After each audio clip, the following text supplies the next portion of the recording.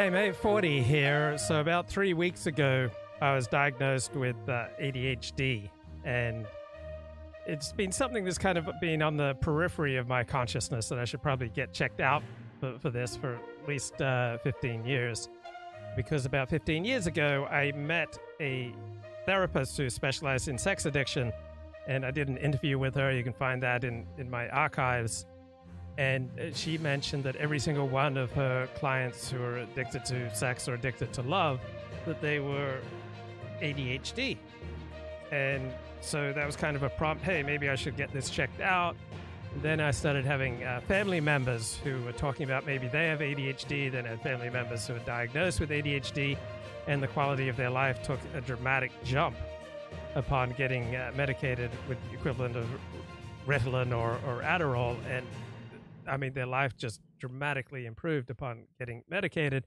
Yet I didn't do anything about this, right? I just kind of let it linger in the back of my mind until about a month ago, when I got 2 separate entreaties from people close to me saying, please go get checked out for ADHD. And I did, got diagnosed. And then Thursday, I finally took medication for the first time.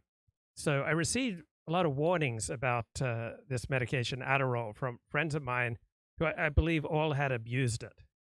And they warned me, you won't be able to sleep, and there are severe side effects, and it's highly addictive, and you quickly become used to a particular level, and you just keep craving more and more Adderall. And they felt it significantly depreciated the quality of their life. So I deliberately waited until a non-work day, until Thanksgiving, till Thursday, to try my first dose. And when I took my first dose, I'm going to admit I was disappointed, because I was hoping for a burst of energy. I was hoping for a burst of euphoria. I was hoping for a burst of confidence. I was hoping for a burst of productivity, right? These are all the benefits of Adderall from that I'd read up on of people taking it. I didn't experience any of those things. I did experience feeling medicated, all right? I did not feel normal. It wasn't heinous, right? But I just felt like I was drugged. I went ahead and took my Adderall as prescribed. So I have no history with abusing prescription medication. For several years, I took lithium. For several years, I took clonidine. For several years, I took Klonopam. I quit all 3 upon beginning my daily Alexander Technique teacher training. So I was doing daily Alexander Technique work. And so a couple of months into that daily work, I abandoned these 3 medications. I've also taken prescription modafinil. And at no time with any of my prescription medications have I abused them, taken them for a non-prescriptive purpose or at a non-prescribed amount. So all my friends who warned me about the dangers of Adderall, these were all people who had abused their prescription for Adderall and taken it at much higher rates than was prescribed. So does my modafinil get jealous of my Adderall? So when I went on Adderall, I quit the modafinil. So some people take it in combination, but not with a prescription, all right? There's no prescribed use, to the best of my knowledge, for both modafinil and Adderall. Now, it's been 4 days since I've begun my twice daily 5 milligrams at a time Adderall routine. And here are the differences that I note. So I notice that when I read now, I have no desire to listen to music at the same time. So usually when I'd sit down and read a book, I would often have music playing in the background. So I think I'm a little bit more predisposed towards focus, and I don't need quite as much stimulation. So that's one difference. Another difference I noticed is that I've started doing a lot more cleaning. So I vacuumed my room for the first time in 10 weeks. I went around my place just vacuuming and dusting and cleaning. So a lot more cleaning than is normal for me. And I'd say I'm about average for heterosexual male, right? I've not usually been described as a slob. I'm not super neat. I'm not super dirty. I'm kind of average for a heterosexual male, but noticed myself doing more cleaning. And also, I started taking care of some routine tasks that I just let lapse. And of course, I can't definitively state to you, well, this is a direct result of my Adderall, but I think there might be a connection. So, for example, I had fluorescent light bulbs here in this room that would emit a low hum. And I just finally got sick of that low hum, and I Googled it and read that, yeah, with fluorescent light bulbs, having a low hum is very common. So I just removed my fluorescent light bulbs with the hum and put in like regular light bulbs without a hum. And that's an improvement in the quality of my life. There's not this low-level hum going on in the background.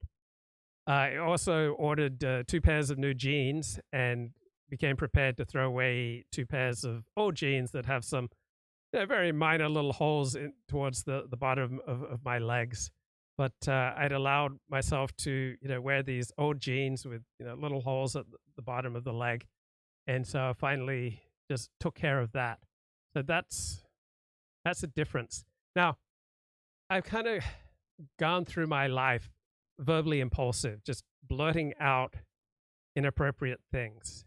And this has wreaked havoc on my life, but not just on my life, but on the lives of people close to me. And it's not just me, other people in my family also have this habit of just blurting out inappropriate things. And this would leave me with kind of a doomy, gloomy fear kind of in the back of my psyche that whenever I get close to someone, I will inevitably disappoint and hurt them because of this tendency I have to just blurt out things. And I've also led my life knowing that I can't trust myself, that I will inevitably blurt out things that are inappropriate that will cost me friendships, status, jobs, all sorts of things that are important to me. And I have this habit that I haven't been able to overcome. And yeah, there's just kind of a low level dread. So let me get my act together here. Hamas has released 14 more Israeli hostages today, the 3rd day of the Mideast ceasefire, and no word on the American hostages that the White House had believed could be included today. Since Bibi Netanyahu's war cabinet accepted the deal under enormous pressure, Hamas has now released 40 Israeli hostages in exchange for the ceasefire and the release of 150 Palestinian prisoners. And of course, we're very happy for those released and their anguished families. Netanyahu stressed the war will continue. And assure that the day after Hamas, there will be no threat to Israel. I don't trust Hamas to do anything right. I only trust Hamas to respond to pressure.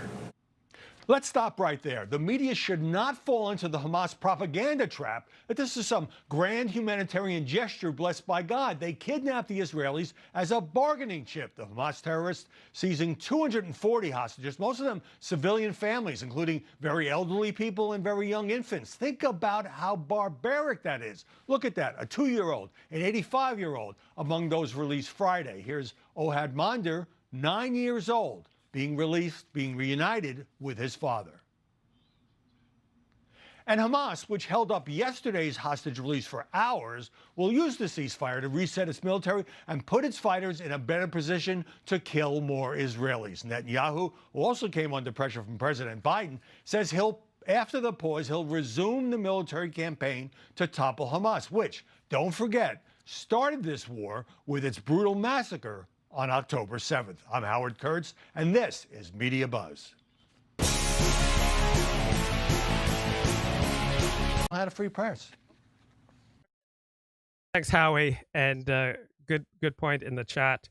It's been the only topic on Fox for the last month and a half. Yeah, Fox has just been resolutely pro-Israel to a greater extent than I believe it ever has been before. I don't recall seeing one pro-Palestine commentator as a guest on Fox for the last 6 weeks. Not one, which is kind of extraordinary. And the chat complains, no coverage about what's going on in Ireland. Yeah, I know that there was a stabbing and then a bunch of riots blamed on the far right.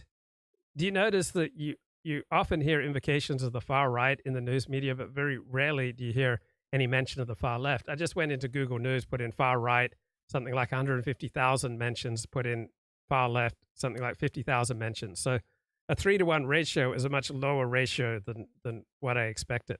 But anyway, getting back to my fourth day on Adderall, like carrying with you a fear of your own impulsivity and the both self-destructiveness of this trait and the harm that it inevitably does to other people, it's not a happy thing walking around with it. And I may be reading too much into my 2 5-milligram pills a day of Adderall, but I feel like this fear has been lightened, and I feel like this impulse is diminished compared to what it was prior to going on Adderall.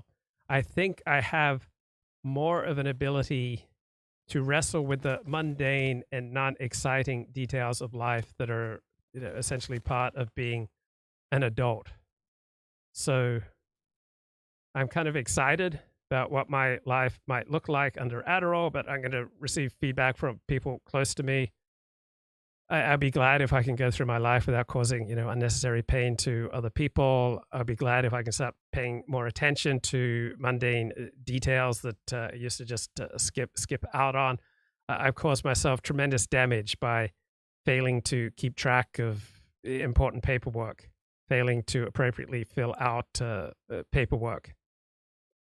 I've just caused myself thousands upon thousands of dollars worth of damage and just untold amounts of aggravation because I did not pay attention to non-exciting details. I think I might be a little better at this.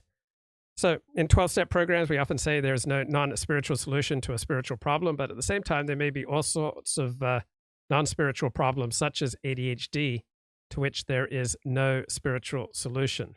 So I do believe we live in a postmodern world where no single narrative is sufficient to make life coherent, not the spiritual narrative, not the scientific narrative, right? Spirituality is not enough, science is not enough, religion is not enough, medicine and psychology are not enough. You need multiple narratives and more complex hero systems. So if you have an emotional addiction, you might want to get checked out for ADHD, or if people have told you you might have ADHD, it's probably worth getting that checked out. Also worth getting an overnight sleep test, right? It's really hard to improve your life when you're compulsively acting out in some way where you can't trust yourself to act in your own best interests and when you're not getting adequate sleep. So I went on modafinil in June of 2013. I had a prescription, and it mildly helped me with my ADHD symptoms. I feel like I'm getting more help for my ADHD symptoms now by substituting Adderall for modafinil. Now, I'd love to get a more dramatic boost to my life by trying a higher dose of Adderall, but I'm grateful to miss out on the negative side effects with the just low 10 milligrams total a day dose. So I might just hang out here a while. Excitement can wait. So I noticed Bernard said on Twitter, how can you really appreciate the good days, your good health, your good company, without the bad days, bad health, bad company? You take things for granted if you don't get the bad experiences. Well, no matter how much you improve your life, you will always have bad experiences, and you'll always take things for granted. There's no magic pass for leaving the human condition. Now, I have no history with abusing prescription medication. Many people do have a history. And I noticed that those who are the most hostile to me trying Adderall are people with a history of abusing prescription medication. So some people, abuse alcohol. Some people abuse drugs. Some people abuse, dissident right material. Some people abuse gambling. So I had to quit gambling in my senior year of high school because I ended up as my high school's bookie owing one acquaintance of mine about $1,400. And I realized, hey, this is way out of control. On the other hand, about 20 years ago, I was able to gamble without much problem when someone else gave me the money to do it. All right, someone wanted to go play the slot machines, wanted me to come with her, said, no, I can't do it. I'm a gambling addict. She says, I'll give you $20. So I gambled $20 on the slot machines with her money, and then I was able to walk away and quit. So there are probably some foods that I never eat because I find it easier to abstain from them, to be moderate. So we have to know ourselves, know what things that we can indulge in without going nuts, and which things we can't participate in at all. So let's get a little bit more here at Media Buzz. Murdering more than 1,300 people, and what's going on today in this hostage release. It's just beyond fathomable. We'll go to Israel shortly for a live report, but joining us now to analyze the coverage in Grand Rapids, Michigan, Robbie Suave, senior editor at Reason Magazine, and in San Diego, Laura Fink, a political analyst and CEO of Rebel Communications. So, Robbie, good news that this finally happened. It seemed like it was delayed a couple hours, not as long as the hostage release was delayed yesterday. But is the media's natural tendency to portray hostage releases as joyous? You have lives saved, you have families reunited, overshadowing what a savage act it is for Hamas to kidnap civilians? You're exactly right. And of course, it's very tempting to be celebratory about this because families are being reunited with people they feared were dead or, languishing under horrific conditions. So I think it's okay to have some recognition of this as good news for those people and for their families, but we still must be clear-eyed about what Hamas has done, about where the blame lies, and about the fact that any pause in fighting can benefit that terrorist organization, that it cannot be trusted, that it violated an existing ceasefire. That's what kicked off this whole war, was Hamas's actions on October 7th. So as long as the media must continue to explain, these aren't two equal partners at some deal here. This is a terrorist organization that kidnapped people at a music festival, that shot them in their homes and in their cars and at bus stations, and we can make no excuse for that. Could not agree more. One of the Israelis released today also has Russian citizenship. So, Laura, Hamas holding up yesterday's release for hours, claiming Israel didn't send enough humanitarian aid to Gaza before backing off, kind of manipulating the coverage as well as the family's emotions. Well, Hamas from day one, from even pre-day one, has sought to manipulate emotions. We saw that with the fighters pretending that they were exclusively capturing and killing militants and soldiers on the Israeli side. Okay, I've really enjoyed some Sam Vaknin videos and just checking out the chat. Elliott says, do I have more or less trouble falling and staying asleep? I notice no difference in my sleep. So I'm not the greatest sleeper, and I just don't notice any difference on this low dose of Adderall. All right, I've been listening to some Sam Vaknin videos and found them quite thought-provoking. And experience this external shock, Israel reacted the way any traumatized individual does. It promulgated delusional goals. And having promulgated delusional goals for its invasion, Israel then dawdled for 3. Okay, I think we're touching here on a key left-right difference. So let's say Israel has the goal of punishing Hamas for its terror attack on Israel October 7th. Is that a delusional goal? No, I don't think it's a delusional goal. So if you're on the right, generally speaking, you're going to be much more at ease with regarding punishment for bad behavior. So appropriate levels of punishment for bad behavior as a good thing in and of itself. If you're on the left, you're going to be much more likely to be skeptical of punishment as a good thing in and of itself. Rather, if you're on the left, you're going to much more likely regard punishment as whether or not it has a therapeutic effect.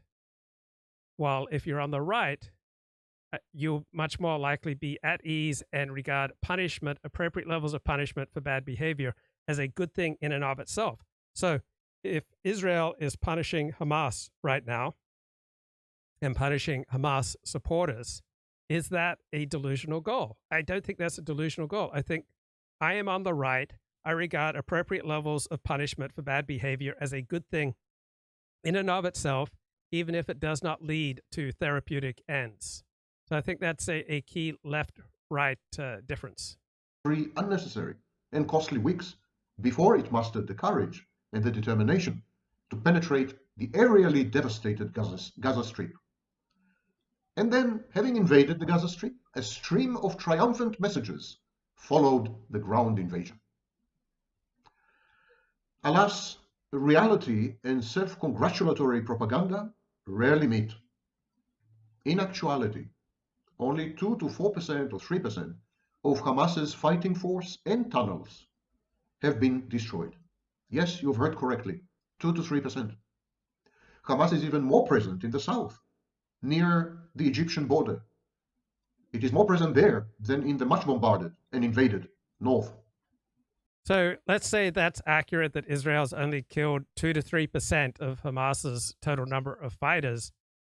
Does that make Israel's invasion and Israel's retaliation pointless or worthless? Doesn't to me. I mean, normally, don't you have to commit an average of like 8 felonies before you ever get caught and convicted of one? So the U.S. punishment for people who commit felonies, is fairly on a fairly similar level to what's purported to be Israel's level of punishment of Hamas here. Hamas is still firing rockets on Israel. Hamas is still holding on to hostages. Hamas is negotiating brazenly for the release of the women and the children among the hostages in exchange for what amounts to a... How exaggerated is the Gaza body count by the Gaza Department of Health? I don't think it's a vast exaggeration. All right, I would say probably 50% would be the max, but I don't think it's vastly exaggerated. Ceasefire. In short, Hamas is far from being intimidated or definitely far from capitulating. Hamas is taunting Israel daily. Why is Hamas taunting Israel daily? Because it can, right? When you hate someone and you have the ability to taunt them daily, you will. Hamas has the stronger hand in these hostage negotiations because Hamas has Israeli captives and Israel doesn't have any Hamas captives that it can trade. So the strong take what they want, the weak endure what they must. In this particular bargaining, Israel is in the much weaker position. International diplomatic support for Israel is being sorely tested by what is beginning to be widely perceived as Israel's campaign of collective punishment, a war crime, may I remind you. Anti-Semitism. So it's thrown around all the time that Israel's committing war crimes in Gaza. It's by no means definitive that is happening. All right, just having a disproportionate body count is not a war crime. Right? It's not at all clear that Israel is committing war crimes. Now, I absolutely believe you can make a strong case that Israel is committing war crimes in Gaza, and I believe that you can equally make a strong case that Israel is not committing war crimes in Gaza. I'm just making the point that those who definitively proclaim either way that Israel is or isn't committing war crimes in Gaza, I don't think they have a solid ground to stand on. Is rife globally, and public opinion is decidedly pro-Palestinian. The underdog is always favored. Hamas's own offenses, Hamas's own crimes are swept under the social media collective carpet. So what is Israel to do? Having backed itself into a corner, the only thing Israel can do and should do is to declare victory and negotiate a ceasefire, replete with the release of all the civilian hostages held by various militant and Islamist groups in Gaza, extending the war.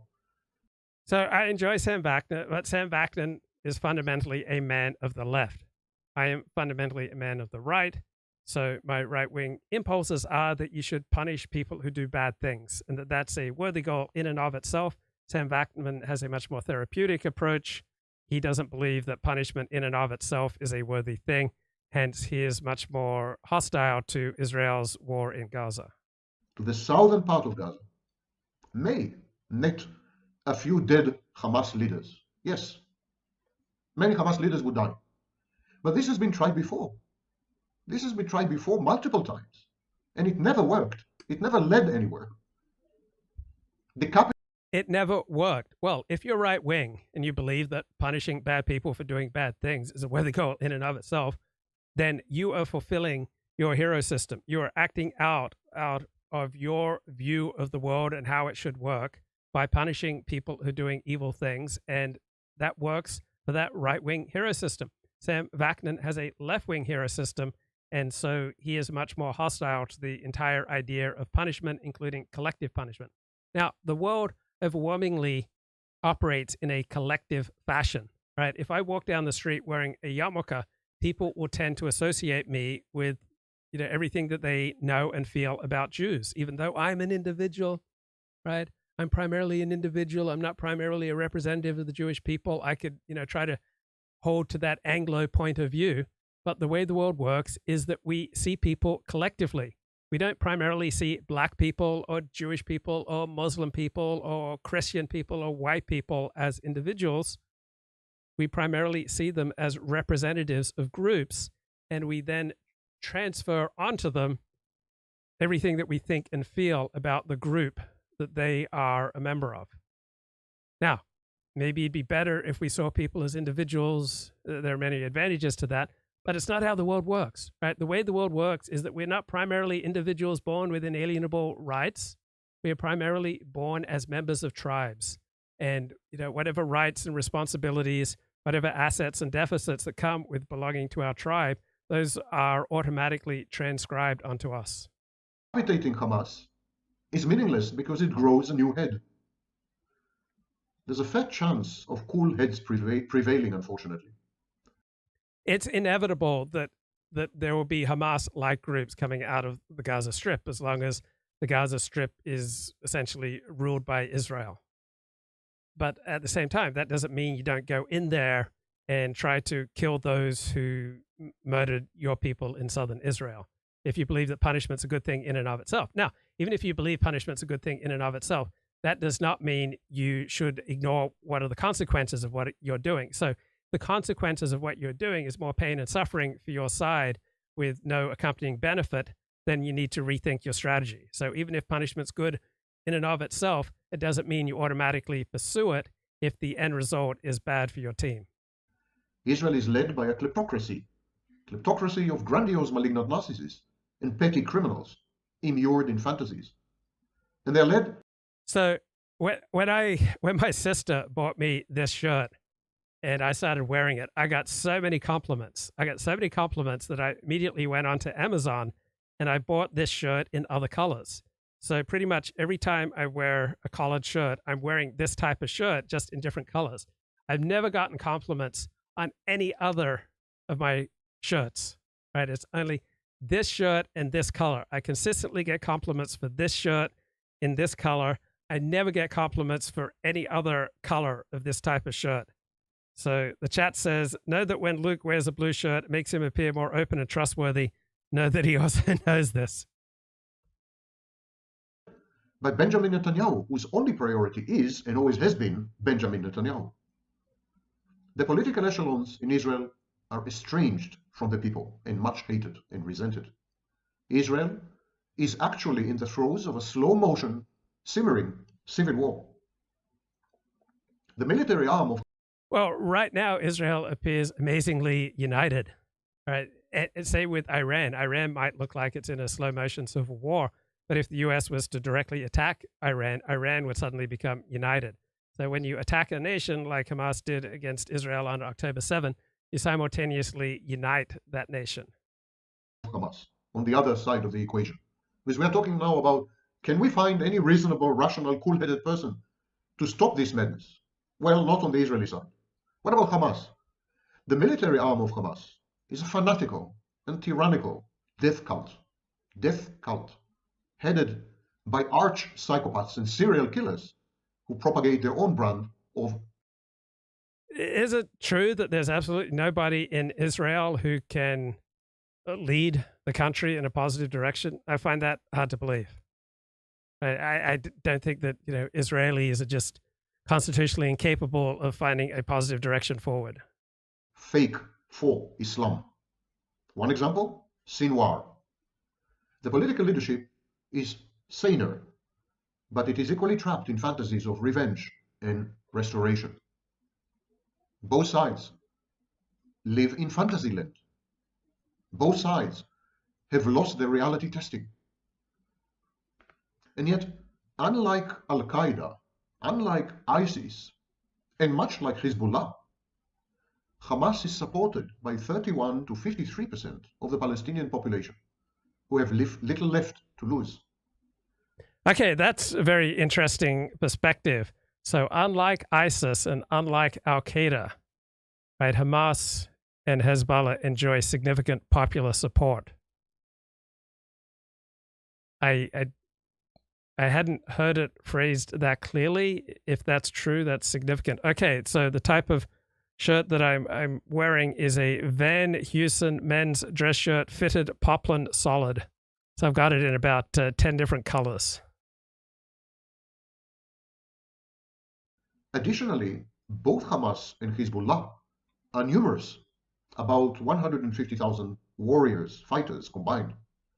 Both outfits are well trained and well equipped. I think that Hamas and Hezbollah combined are a definite match to the IDF's best.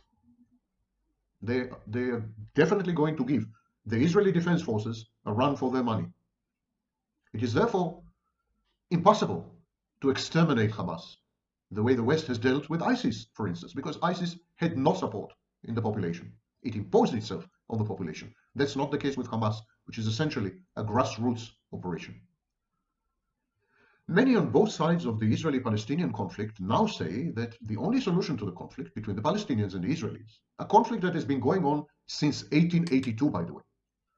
So many voices in both camps are now saying that the only solution is ethnic cleansing.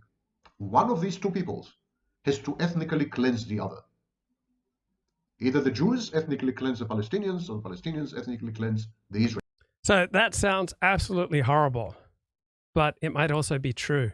You know, a lot of absolutely horrible things are also true. There was a modern Orthodox professor in Israel who made an offhanded remark that the only way to stop terrorism would be to, as a matter of routine, find the family, the relatives, the closest friends of terrorists, and then rape them.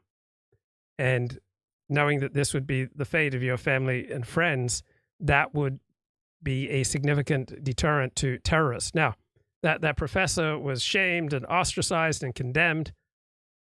It might be he also spoke the truth.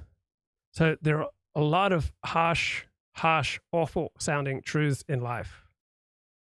And it may be true that, you know, such a rape program is the only way to deter terrorists. I'm not saying it is, but I'm just saying it may be. And ethnic cleansing may be the only way to solve the Arab-Israeli conflict. I'm not saying it is, but it may be. And if these things are true, then we should embrace truth in all its forms, even the ugly expression. There's no other solution. So the revived idea of transfer on the Israeli side and Palestine from the river to the sea on the Arab side, these are the expressions, genocidal expressions of desperation. Because what have you? The two-state solution is a pipe dream. It's totally non-implementable, deranged and inane. Just look at the map. There's no way to connect the West Bank with Gaza without dissecting and disemboweling Israel. Israel will never agree to this. There are 700,000 settlers in the West Bank. What are we going to do? What is Israel going to do with them? Yes, there are dangerous truths. So there can be all sorts of truths that one should be perhaps very reluctant to say publicly.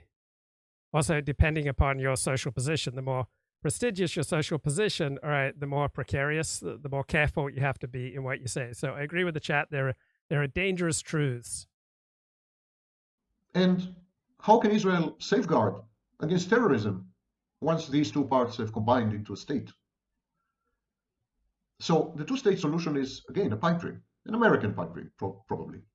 The one-state solution is, of course, totally untenable, because if Israel were to agree to the incorporation of all Palestinians as equal citizens, it would cease to be Jewish.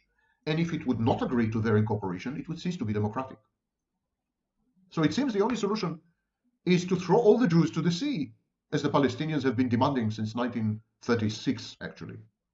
Or to transfer all the Palestinians to Jordan, or a similar country, as many Israelis have been suggesting, since 1948. Both parties maintain maximal positions and victimhood grievances. Both parties insist on possessing 100% of the territory of Palestine or Israel, depending which camp you belong to. And Curious Gazelle notes that Sam Vaknin is a self-confessed narcissist and a narcissism researcher. Yes. So you can have personality disorders and still make contributions to public discourse. I certainly hope so, because I've got my share of personality disorders, more than my share of personality disorders. I sure like to hope that even in my highly flawed state that I can still make a contribution to public discourse. And currently, Israel is poised to exact revenge on Gazans for the October 7th atrocities. It fervently wishes to destroy the Hamas. But even if, implausibly, Israel were to succeed, Hamas is the symptom. Hamas is not the disease. The disease is the Israeli occupation. Yes, Hamas is the symptom, but sometimes it's worth it just going after a symptom, right? If you've got a bad headache and a cup of coffee cures it, or if you're having problem sleeping and, say, a gram of magnesium at night helps you to overcome this problem, or a new pillow helps you to overcome this problem. Yes, I totally agree that Hamas is the symptom more than the problem, but it is worth it many times to go after symptoms. Of territories with millions of Palestinians. If Israel is successful at eradicating Hamas, another Hamas will come forth. Without a doubt, right? If Israel eradicates Hamas, another Hamas-like organization will come about. That doesn't mean that it is useless eradicating Hamas if you believe that punishment for bad behavior is in and of itself a good thing. Another resistance or terrorist organization will take its place. Hamas is a new phenomenon. It's been established in the 80s. It's an offshoot of the Muslim Brotherhood, the Egyptian Muslim Brotherhood. It's been long preceded by the likes of Fatah and others. So it's just one in a long chain of organizations, the first one of which can be traced back to the 1930s. So the same applies to Hezbollah, of course, even more so. There's no way to eradicate the popular wish. The popular wish of the Palestinians is reified in these organizations. Okay, there does seem to be evidence that Hamas enjoys a great deal of support, but what is its overall standing with the Palestinian people? I also see a lot of polling evidence that overall in Gaza, Hamas has a much more negative reputation than positive. I suspect it's also true in Lebanon that Hezbollah overwhelmingly has a more negative reputation than positive.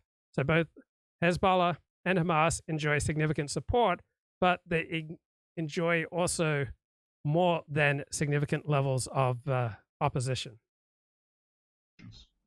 Palestinians regard the Israelis as colonizing invaders, as the modern reincarnation of the Crusaders in the 12th and 13th centuries. So the Palestinians say, most Palestinians say, that Israel has been created in sin, the sin of colonialism. Is there any nation that is not being created in sin? Probably, all right, Australia and New Zealand, emerged out of the Second Enlightenment. They didn't have to fight a war for their own independence, but dozens upon dozens of nations have been created through conflict. Does this make them illegitimate? If so, there are probably 60, 80, 100 different nation states in the world that you'd have to say are illegitimate, including Pakistan, right? Pakistan emerged out of a civil war within India. So it's very common to have nations created in sin. And if you have, say, a classical Christian understanding that lust is sin, then almost every single human was created through lust, right? I suspect that most people are not thinking about God when they conceive their children. So it may well be that most nation states are conceived in sin, that 99% of human beings are conceived in sin. Does this make 99% of people and 80 different odd nation states illegitimate simply because they were conceived in sin? I don't think so. Now, out of expediency, some Palestinians have accepted Israel's right to exist. But deep inside, they perceive this as a temporary pause in a war that may last for centuries and that will end inevitably with an Arab victory. Many people say that this is a religious war. It's partly true. The vast majority of operators. Now, will the Arab-Israeli conflict inevitably end in an Arab victory? Maybe, because Israel only has to make a mistake once, right? It's such a tiny country with so little strategic depth that it just takes one mistake. So imagine if you had to live your life where if you made one significant mistake, your life was over, right? You would not be expected to have a long lifespan. So this may well be correct. Obviously, as a strong Zionist, I hope it's not true. Terrorists, activists, politicians, thinkers are Muslims. But there's been a hefty and consequential presence of Christian Arabs, especially among the terrorist groups in the 70s. So it wouldn't be 100% correct to cast it in terms of a religious conflict or a clash of civilizations. No, it's a simple war over resources. It's a conflict over territory. The Jews, the Israelis, feel that they are with a back to the wall, having endured the Holocaust in Europe. They have nowhere to go, nowhere left to go. Israel is the last stand. Israel is the modern Masada. And the Palestinians feel that it is unfair, that they have been rendered in. And Curious Gazelle makes a great comment. Yes, but Sam Vaknin's narcissism is blinding him. He's acting like his proposals are brand new when they are, a common, well-known existing strategy.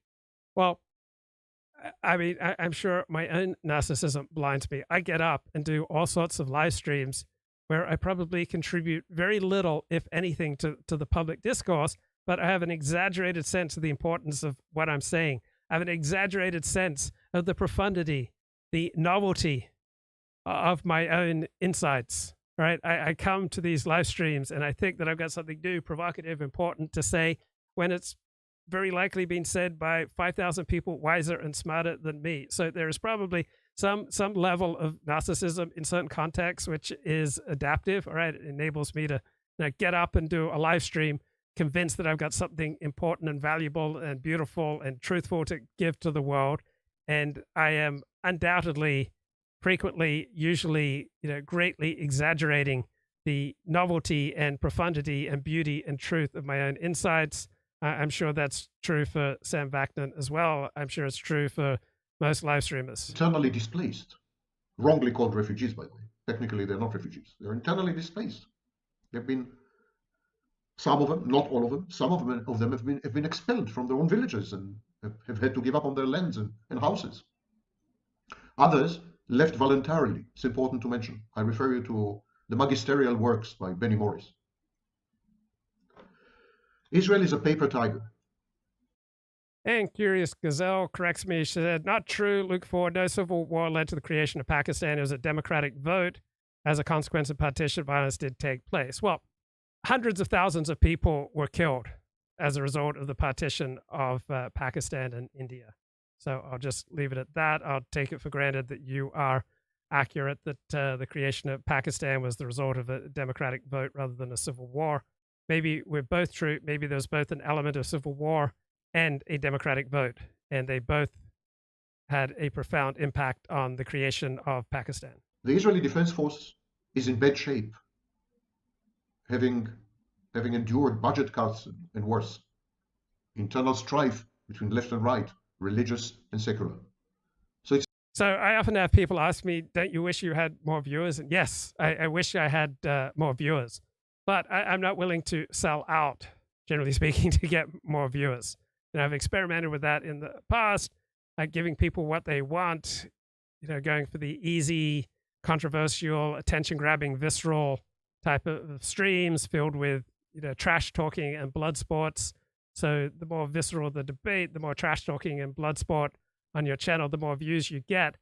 But the longer I've been doing this, the more I want to minimize the chances that what I say and do and offer and create and broadcast on this stream hurts people's lives, try to maximize the opportunities that what I have to say, if it has any effect on someone, it's a positive effect. And it's more difficult to create a widely watched stream that's good for you, than a trashy stream that's bad for you. So what's the highest number of live viewers? Several times I've had around 1,000, including for the Jim Goad Saturday Night Massacre. It's in bad shape, similar to the Russian army. These are paper tigers. Should Israel be confronted with aggression on several fronts, Lebanon, Syria, West Bank, Gaza, Israel will be defeated. It does not have the capacity to prevail. And the Americans... Is that true? Right? Is Israel as weak as he says? I suspect Israel's in a stronger position than this. But he's saying that Sam Vaknin has said several times over the past 6 weeks that Israel cannot win a two-front war, let alone a three-front war. I suspect Israel could simultaneously defeat Hamas and Hezbollah.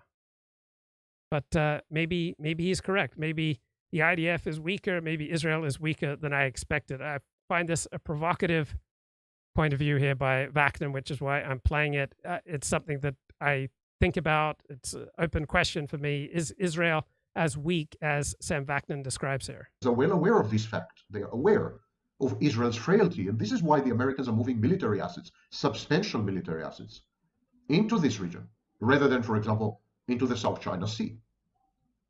Iran's potential involvement may lead to an escalation of this local conflict, to a regional one, akin to Vietnam. Both parties are committing war crimes against civilians habitually. Acts of terrorism, on the one hand, are met with acts of state terrorism. So neither side is a saint. There is a chance, but there is a chance that Israel's actions may force Hezbollah to get involved. And Israel's disproportionate reactions to Hezbollah's initial measured provocations was unwise. The idea that this is the time to get rid of all of Israel's enemies is based on a delusional, fantastic, grandiose, inflated, extreme misperception of Israel. Wait, what if Israel can use this time to dramatically diminish Hezbollah? Right? Is it really in Israel's best interest to live with a Hezbollah? It's got something like 150,000 to 200,000 missiles aimed at Israel, when this might be an opportunity to destroy Hezbollah? Israel's real power. I don't know what these political and military leaders are on, but whatever they're on, they should stop taking it, because it is distorting seriously their judgments and ability to gauge reality properly. Syria may also support Hezbollah sporadically. So I often hear rhetoric that you can't negotiate with terrorists, you shouldn't negotiate with terrorists. I think Israel's probably doing the right thing here, negotiating the release of hostages in exchange for a ceasefire with Hamas.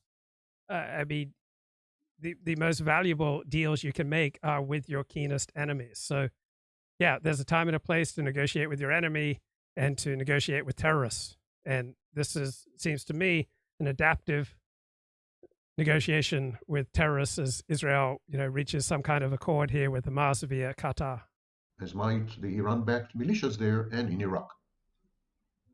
I personally doubt this conflict will involve any other actors. The Palestinians have alienated, literally, all their supporters over the years. Quite a feat, if you ask me. The Palestinians... Yeah, that's an interesting point. I mean, the Palestinians have overwhelmingly alienated all their potential backers. And so this conflict may not escalate, right? I mean, Egypt and Saudi Arabia probably hate Hamas and have contempt for Gazans more than Israel does. Palestinians are political, diplomatic, and military orphans. They are pawns in the hands of the likes of Qatar or Israel or Iran. But luckily for Hamas, its conflict with Israel is just the latest piece in a much bigger political realignment. With China's acquiescence, and then with China's help, directly and indirectly through North Korea, Russia has transformed its invasion of Ukraine into a proxy war with the West. And this led to an escalation in conflicts along the fault lines between East and West, all over the world, including the Middle East, and of course, shortly, Taiwan. We are in the throes of a global reordering of power, similar to the period in the 1950s and 1960s, when the West tried to contain both the USSR and Communist China. But now, the United States is a much diminished and spent force. It is polarized. It is paralyzed. Its democracy is threatened from within. It doesn't even have a regular budget, only stopgap ones. The USA can scarcely provide military aid to more than 2 allies or proxies at any given time. So is this true? This is a trope I constantly hear among pundits, that the West is an unreliable ally. As opposed to whom? As opposed to Russia, as opposed to China, as opposed to Guatemala or Canada or Mexico or Pakistan? Like, who's a more reliable ally? I mean, betrayal, the experience of betrayal is inevitable in all relationships, including international ones between nation states. As soon as you form any connection, right, whether it's with another individual or one state with another state, you then generate fantasies about the other party and their priorities, fantasies that will inevitably be dashed, right? It's built into the human condition to imagine that the world and other people and that oneself is more stable than we really are. So to reduce our anxiety, we believe all sorts of things that are not true, such as the world is a much safer place than it really is, that our friends are better people than they really are, that we are more reliable than we really are. We like to believe that there's an essential nature to ourselves and to others, that there's a true self, when in reality, we're all different in different circumstances. Often the situation will have much more influence on our behavior than our supposedly innate personality. We will always tend to explain away our friends' bad behavior and our own bad behavior as being not truly reflective of who we really are. We all tend to be quite quick to make excuses for ourselves and for our friends to avoid having to change our minds, because changing our minds is embarrassing and taxing. So betrayal is simply the hyperbolic term that we give to others having different priorities from what we expected. Like if your best friend sleeps with your wife, you may well call that a betrayal of your friendship. But for your friend, he was not primarily betraying your friendship in all likelihood. In all likelihood, he was placing his relationship with your wife as a higher priority, as a higher level of importance for him than his relationship with you. His priorities were different from what you expected. Right? You can knock yourself out at work, right? You can do the work of 3 men, and then you might get fired because in the process of, trying to accomplish so much, in the process of your zeal for productivity, you may not have crossed all the T's and dotted all the I's, and your employer may decide as a result that wants to get rid of you, and you feel betrayed because your employer has different priorities than what you expected. So the United States is, changing its relationship with Ukraine and Israel. This is widely reported over the past few weeks that the U.S. is becoming less supportive of Ukraine and Israel. If true, this is not primarily an indictment of the fickleness of America or the fickleness of the West. It's simply a painful acknowledgement of reality that previous levels of American support for these countries was not aligned with America's best interests. Right? When America withdrew its forces from Afghanistan in August of 2021, it looked bad, but it's still probably in America's best interest. Right? There are many times in life when it's best to leave in a shambolic way than to try to hang around and preserve your dignity. Right? America's influence does not ultimately depend upon appearances. Rather, America's influence springs from America's military and economic might. So I think the Biden administration has been absolutely reckless by vastly increasing our chances of getting into war with Russia, war with Iran, and war with China, right? But even the Biden administration and its voluminous support for Ukraine is seeking to dial that back in the face of harsh reality. Joe Biden has long been a very strong supporter of Israel, but now circumstances are changing so that he has to recalibrate and readapt that. So I don't agree with Sam Vaknin here that the West is a particularly fickle ally. I think everybody has to constantly reassess their priorities when circumstances change, right? When we are in a different situation, we behave differently. NATO is underfunded and undertrained. As Ukraine and Israel, I'm going to find out very soon, the West is not a reliable or long-term ally. The axis of resistance, Iran, Lebanon, Syria, Iraq, Hamas, the axis of resistance is becoming aware of the fact that the West is not what it used to be, that it is a a Potemkin force, power. In any fight, in this fight between West and East, taking place on multiple fronts all over the world, is the only thing that is still sustaining phenomena such as Hamas and Hezbollah. The emergence of the BRICS group of countries. BRICS used to be China, Russia, South Africa, Brazil. Now they've invited Iran to join. Imagine. It's a slap in the face of the United States. So, exactly as the United States will not let Israel fall, the axis of resistance, backed by the likes of China and Russia and so on, will not let its own soldiers, Hamas, Hezbollah, it will not let them fall. This is a war by proxy. And Israel found itself, perhaps for the first time in its existence, a total, unmitigated, utter pawn in a chess game. Not able, in effect, to influence its fate and destiny. Not able to make independent decisions. Almost at all. Okay, I enjoyed the provocation of that Sam Vaknin video. And looking at the chat, Curious Gazelle says, Luke, you aren't a narcissist. Come off it. The only narcissism you've demonstrated is in using a personal analogy to defend others. A true narcissist would defend oneself using an analogy to others. If they can do it, why can't I? So for most people, including myself, narcissism is a state more than a condition. Dr. Craig Malkin from Harvard Medical School said that. I really like it. All right, there are certain states that I get into where I'm just particularly needy of admiration and, come look at me, listen to me, pay attention to me. And for most people, that's what narcissism is. It is a state. It is a state in a particular circumstance. It's not their overall condition. So if you have a narcissistic response to certain conditions, all right, you want people to look at you, such as when you're doing a live stream, that's probably a healthy adaptive response to reality. If you're doing mundane work and you really need people to pay attention and praise your mundane work, then that would be a maladaptive expression of narcissism. So I've had the painful experience often of breaking into conversations where I was not wanted. They didn't want me around, and they didn't want me interrupting or interjecting or ejaculating into their conversation. And so to the extent that I was driven by narcissism, that was maladaptive. Maybe it was my ADHD and verbal impulsivity, but for me, it's one of the most sickening feelings to realize that I have ejaculated into a conversation where my ejaculations are not considered, worthy, where people don't want me to ejaculate my thoughts all over them.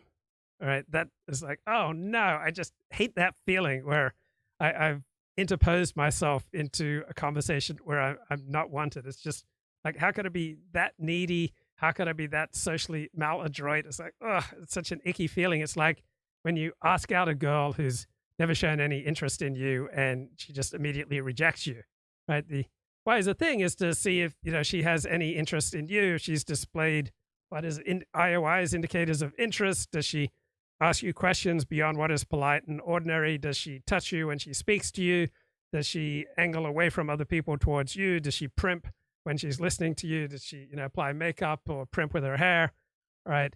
Is she touching you unnecessarily? All right. If she's showing some indicators of interest, then it's worth trying to escalate the situation. But if people don't want you and you're interposing yourself all over them, that's just humiliation. It just feels absolutely awful.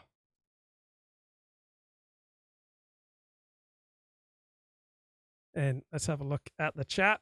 Curious Gazelle says the global sympathies toward the Palestinians are coming from universal leftists. If you negotiate with Hamas, you no longer will be criticized by the international left.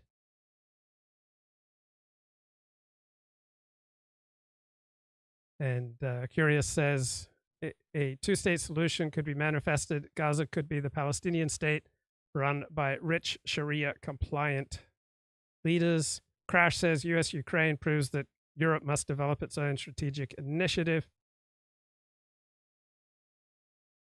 Furia says the IDF-Israel establishment is stuck in a rut. Convincing them to shake hands with Hamas for a long-term goal would be hard. Short-termism is the bane of all things. So I read an article in the Washington Post yesterday that blew my mind.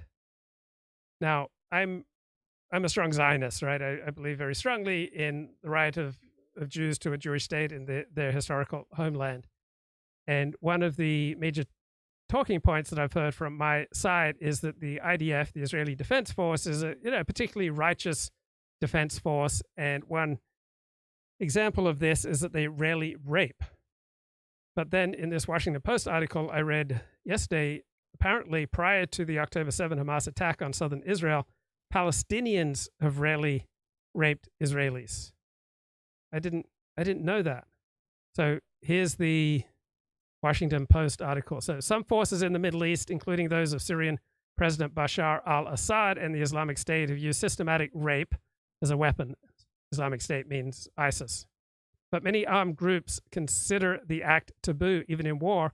The practice has never been used systematically in the Arab-Palestinian conflict, according to experts. Did you know that? I would have expected both sides to have raped. Many pundits routinely proclaim that the non-rapey nature of the IDF, but I don't recall any of these pundits noting that Palestinians have largely abstained from this behavior as well in their battle against Israel. And when I mentioned this to my Zionist friends, they tend to angrily, deny this, that Palestinians have also rarely committed rape against Israeli. So Sam Vaknin claims that the Hamas fighters who attacked Israel on October 7th were highly disciplined and that the atrocities and the rapes were not committed by Hamas soldiers. Instead, they were committed by Gazans who just followed Hamas into southern Israel and then went on to rape and commit torture.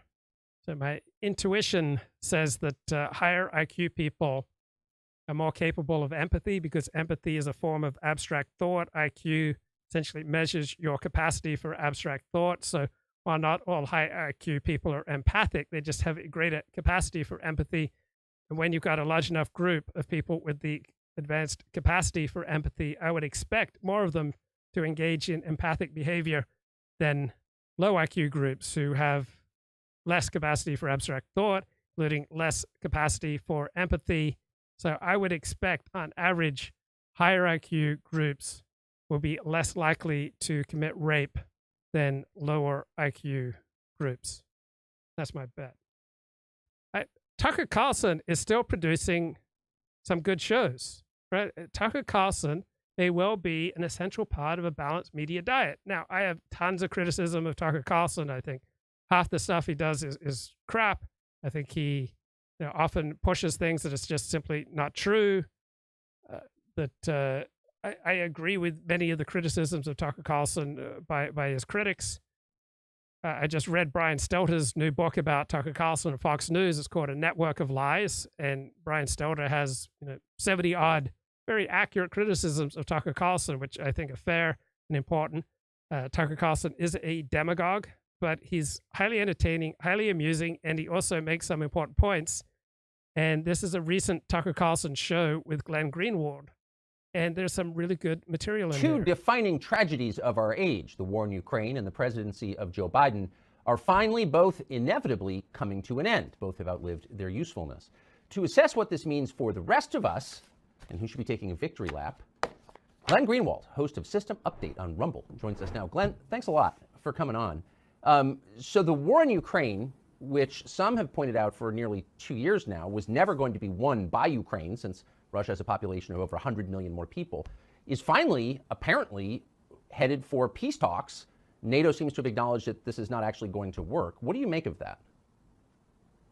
I think it's important to go back and remember what was said at the beginning, the propagandistic framework, not to take credit or assign blame, but to realize how often we're deceived by exactly the same emotionally manipulative tactics. We were told by the people who wanted the U.S. involved in this war, not just involved in it, but to fuel it, to prevent diplomatic negotiations from taking place with the possibility of ending the war very early on. We were told by those people that they were so concerned about Ukrainians and so concerned about Ukraine that the United States had to send tens of billions of dollars over there and all sorts of weaponry and flood the country with arms in order to protect Ukrainians. And anybody like the two of us and other people who stood up and said, this isn't a good idea, this is going to be counterproductive, we were accused of not caring about the Ukrainians, of cheering for the Russians, when none of that was true. All along, the point was that there was no way Ukraine could possibly win a war against Russia, a country way larger with a much better military, even if NATO is behind it. The only thing that is going to happen is that this war will be prolonged. Huge numbers of young Ukrainians and then older Ukrainians, not people who volunteered, but who are conscripts. Zelensky has been.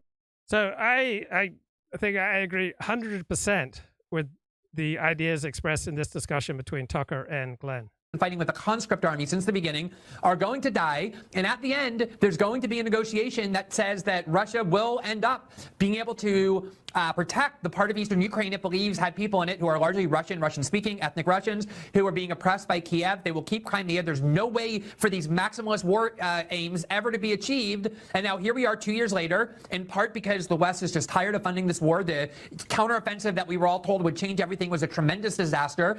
They barely have any people left to fight. They're now dragging 45 and 50-year-olds off buses and sending them to the front. And the United States has a brand new war that it seems more excited over. And now they're finally telling the Ukrainians, and so is NATO, look, the gig is up. It's time for you to sit down at the negotiating table. And we're now in a position where NATO has to beg Russia to be happy to keep 20% of Ukraine, which is what they've controlled pretty much without any change for the last year or even year and a half, as tens of billions of dollars were wasted and thousands upon thousands of lives were extinguished. And I would argue it's even worse than that, since the Biden administration and our European allies provoked this war on purpose. They've known for 20 years that the red line for Russia was NATO expansion onto its borders. And they sent the Vice President, Kamala Harris, to the Munich Security Conference 2 Februaries ago to tell Zelensky, we want you in NATO, knowing that this would provoke a war. I mean, I don't see any other way to read it. Yeah, I mean, this idea that if you talk openly about providing a security relationship with Kiev, or especially talk openly about allowing NATO to go right up to the most sensitive part of the Russian border by including Ukraine in the alliance, the idea that that would provoke an automatic war with Russia, between Russia and Ukraine, is something that Washington has known for decades. There's a famous memo in 2008 written by the current head of the CIA, Bill Burns, who wrote to Condoleezza Rice and other Bush administration officials who at the time were excited about expanding NATO eastward, about putting Ukraine in NATO. And he said, look, it's not just Putin. It's every single person in Moscow, even the people who hate Putin. All Russians are united around the idea that any attempt to put Ukraine into NATO is an existential threat to Russia, and they will have no choice but to invade Ukraine if we try. And they knew that. Yeah, this is a point made most eloquently and originally by John Mearsheimer, and completely agree here with Glenn Greenwald's analysis. All right, interesting story out of the University of Southern California here. So here's the headline. Jewish professor at USC criticized Hamas while confronting pro-Palestinian students. He is now barred from campus. So until recently, USC professor John Strauss was mostly known for his research on the economics of developing countries, with decades of fieldwork in Indonesia and China. That changed November 9, when John Strauss stopped before students staging a walkout and a protest calling for a ceasefire in the Gaza Strip, holding a memorial to thousands of Palestinian civilians killed in the Israel-Hamas war. The economic professor's interactions with students that day ended with the 72-year-old Strauss, who is Jewish, declaring, "Hamas are murderers. That's all they are. Everyone should be killed, and I hope they all are killed." And for that, he's been banned from the USC campus. He has to conduct all his classes by Zoom. I don't see anything reprehensible about those comments. What is so awful about wishing that every member of a terrorist organization is killed? After 9/11, right, would it be considered heinous for Americans to say, I want every single member of Al-Qaeda dead? I don't see a problem in that remark. Now, the more prestigious your position, such as university professor, that's a highly prestigious position, all right, the more vulnerable you are to cancellation. All right, if he'd been a plumber or a landscaper or an independent businessman, he wouldn't be as vulnerable. So I think his comments were ill-advised. I don't think it's a good idea to get into arguments with people on the Middle East, when you're walking around on a college campus, particularly when you're a professor there. I don't think you should get into arguments in your workplace about hot button issues. So I think his words were ill-advised, but completely defensible, right? I think there's absolutely nothing wrong with wishing for the deaths of all members of a terrorist organization. I think it's outrageous that he's been banned from USC, but you can be 100% right and still be ill-advised, all right? There's a basic California driving law, don't be dead right. So you can have the right of way, but sometimes if you insist on having the right of way, you and other people will end up dead. I remember once I was listening to pop music, maybe as the force of my ADHD. I was having such a good time loudly listening to the music in my car that I went through a red light at about 70 miles an hour. And there were all these cars lined up to turn in front of me from the freeway, Interstate 80, to turn onto Rockland Road, I think it was. But luckily, they did not insist on being dead right.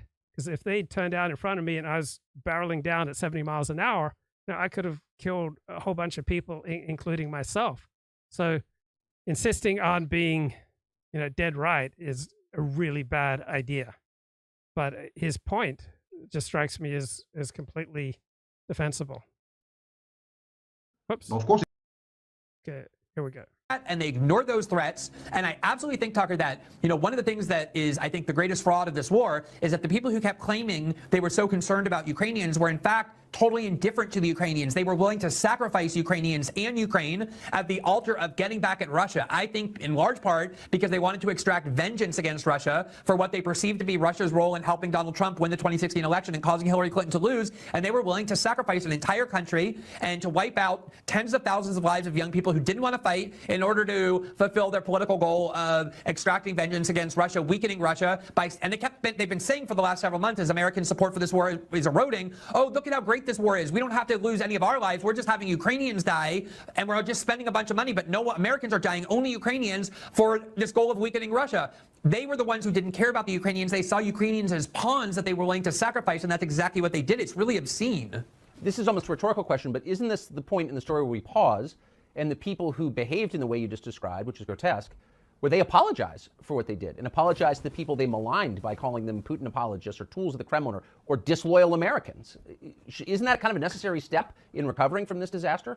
It is, but the biggest problem with our political media culture is that there is no accountability. So many of the loudest voices urging the United States get involved in this war and attacking and demonizing anybody who was opposed as being Russian agents or unpatriotic or whatever, they didn't come from the same ideological camp. In many cases, they were literally the very same people who did exactly that after 9/11, anybody who stood up and said, I'm against the Patriot Act, or I have concerns about NSA spying, or I don't think we should invade Iraq or drone bomb countries all over the world, the David Frums and the Bill Cristols and the Cheney family, those were the people standing up and saying, anyone opposed to our wars are unpatriotic, they're on the other side, and none of those people ever paid a price for what they did, lying the country into the war in Iraq, destroying a country of 26 million people that gave rise to ISIS. They, in fact, all got promoted. Jeffrey Goldberg helped sell the lie. He was one of the main people in the media selling the lie that al-Qaeda was responsible with Saddam Hussein for planning the 9/11 attack. He's now the editor-in-chief of The Atlantic. They get promoted for these lies. And so there won't be any accountability. These very same people, Victoria Nuland, are all still in power, and they're going to continue to use these tactics because they never pay a price. To the contrary, they end up getting rewarded for it. It's a very familiar template. So their real aims are domestic. They use foreign conflicts to make change in the United States, to make the country, in fact, less democratic. But they use those conflicts abroad to divide the United States. So we're going to do this, we're going to spend all this money, we're going to imperil America's national security, and if you don't like it, then you are a tool of fill in the blank, Saddam, Putin, Hamas. It seems like a uniquely poisonous way of running a country, and not at all good for the country. No, I think that's exactly right. If it would be bad enough if the United States were just going around spending all of Americans' money to fuel foreign wars. But what they're doing at the same time with these foreign wars are using them as a pretext to erode the core constitutional and civic rights of American citizens here at home. So when they wanted to launch the so-called war on terror, they ushered in the Patriot Act that gave vast powers to the FBI and the CIA of all kinds of detention and surveillance powers. They empowered the NSA to spy on Americans without the warrants required by the Constitution. Newt Gingrich wanted to rewrite the First Amendment in order to usher in censorship measures in the name of the war on terror.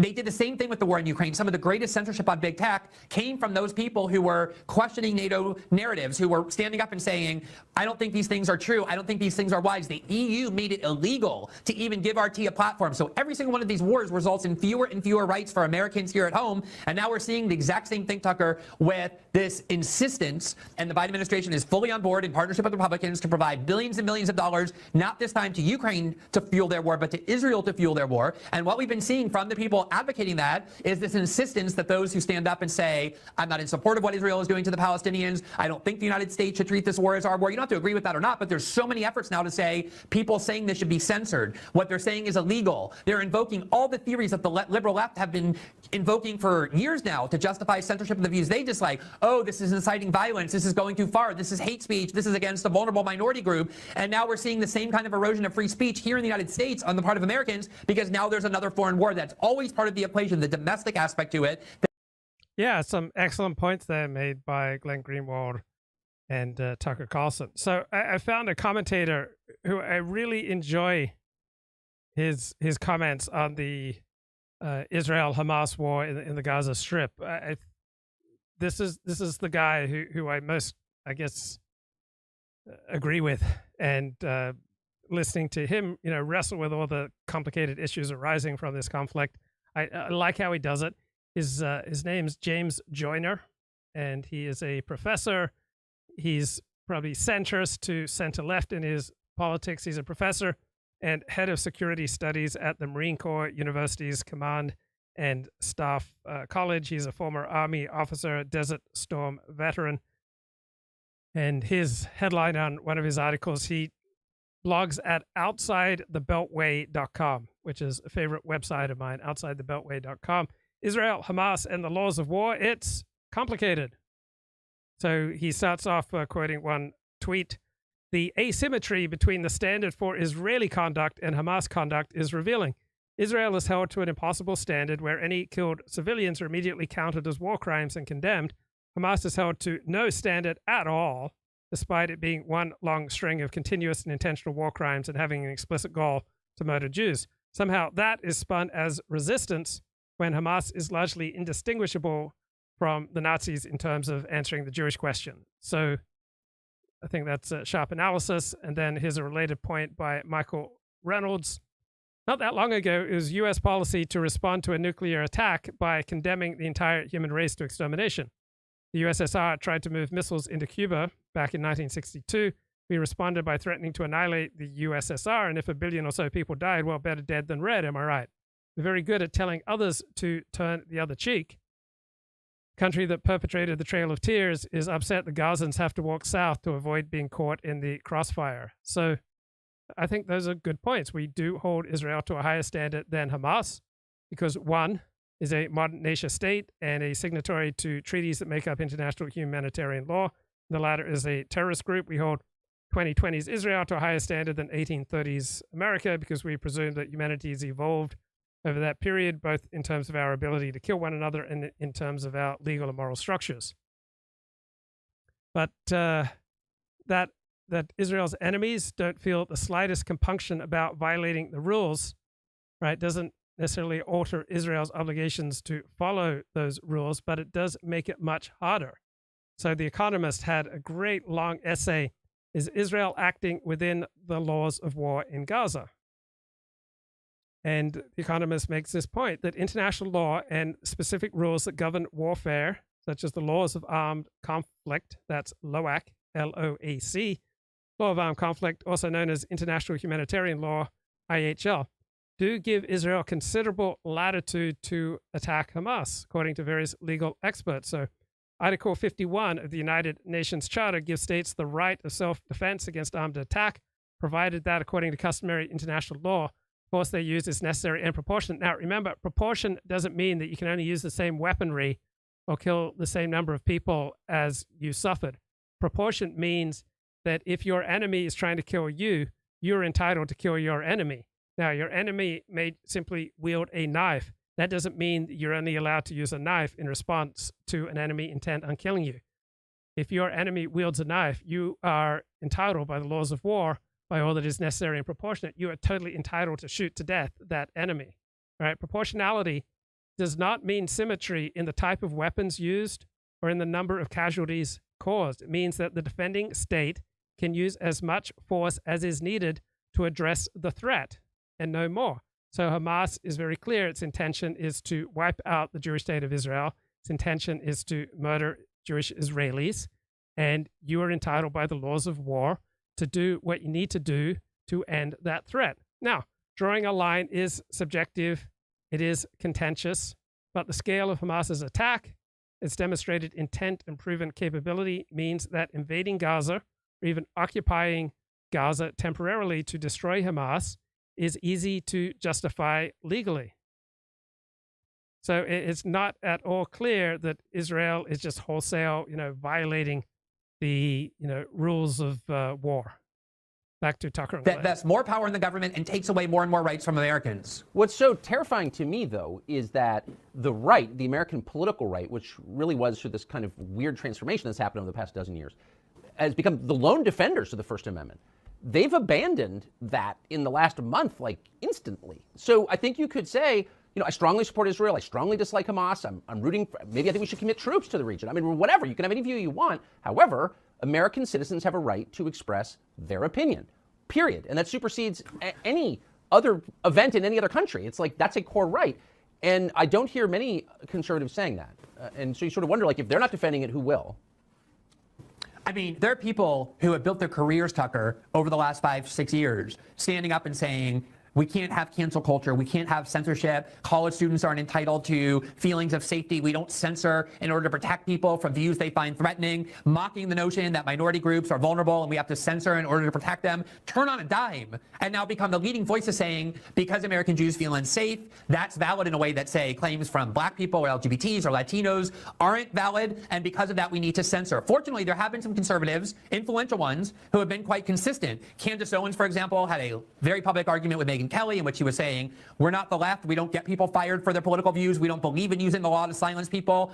There have been Vivek Ramaswamy on your show. He just wrote an article in the Wall Street Journal saying we're not going to defeat Hamas through censorship or cancel culture in the United States. And I think the biggest example and the most important one, which is fire.org, that became very popular among conservatives in the United States because they were defending the rights of free speech on campuses for conservative students at a time when the ACLU wouldn't, stood up and vehemently denounced Ron DeSantis for a grave direct attack on the First Amendment when he tried to ban a pro-Palestinian group on campus on the grounds that they're providing material support for Hamas, even though he doesn't claim they did anything other than express their views. And I think this is the point. You are allowed to stand up in the United States and say, I think the United States should bomb Iran into oblivion. I think we should turn Gaza into a parking lot. Lindsey Graham stands up every day and calls for violence of that kind, and he's protected by the First Amendment from doing so. You also, though, as an American, are allowed to stand up and say, I think Israel is at fault in this conflict because of the occupation and the blockade. I think that people in Palestine have a right to fight back. I think that violence is justified because Israel has become repressive. You can think all those views are repulsive, but leave the question of what you think of those views to the side. No question, Americans have a right to express them, and there has been a concerted effort on the part of many conservatives,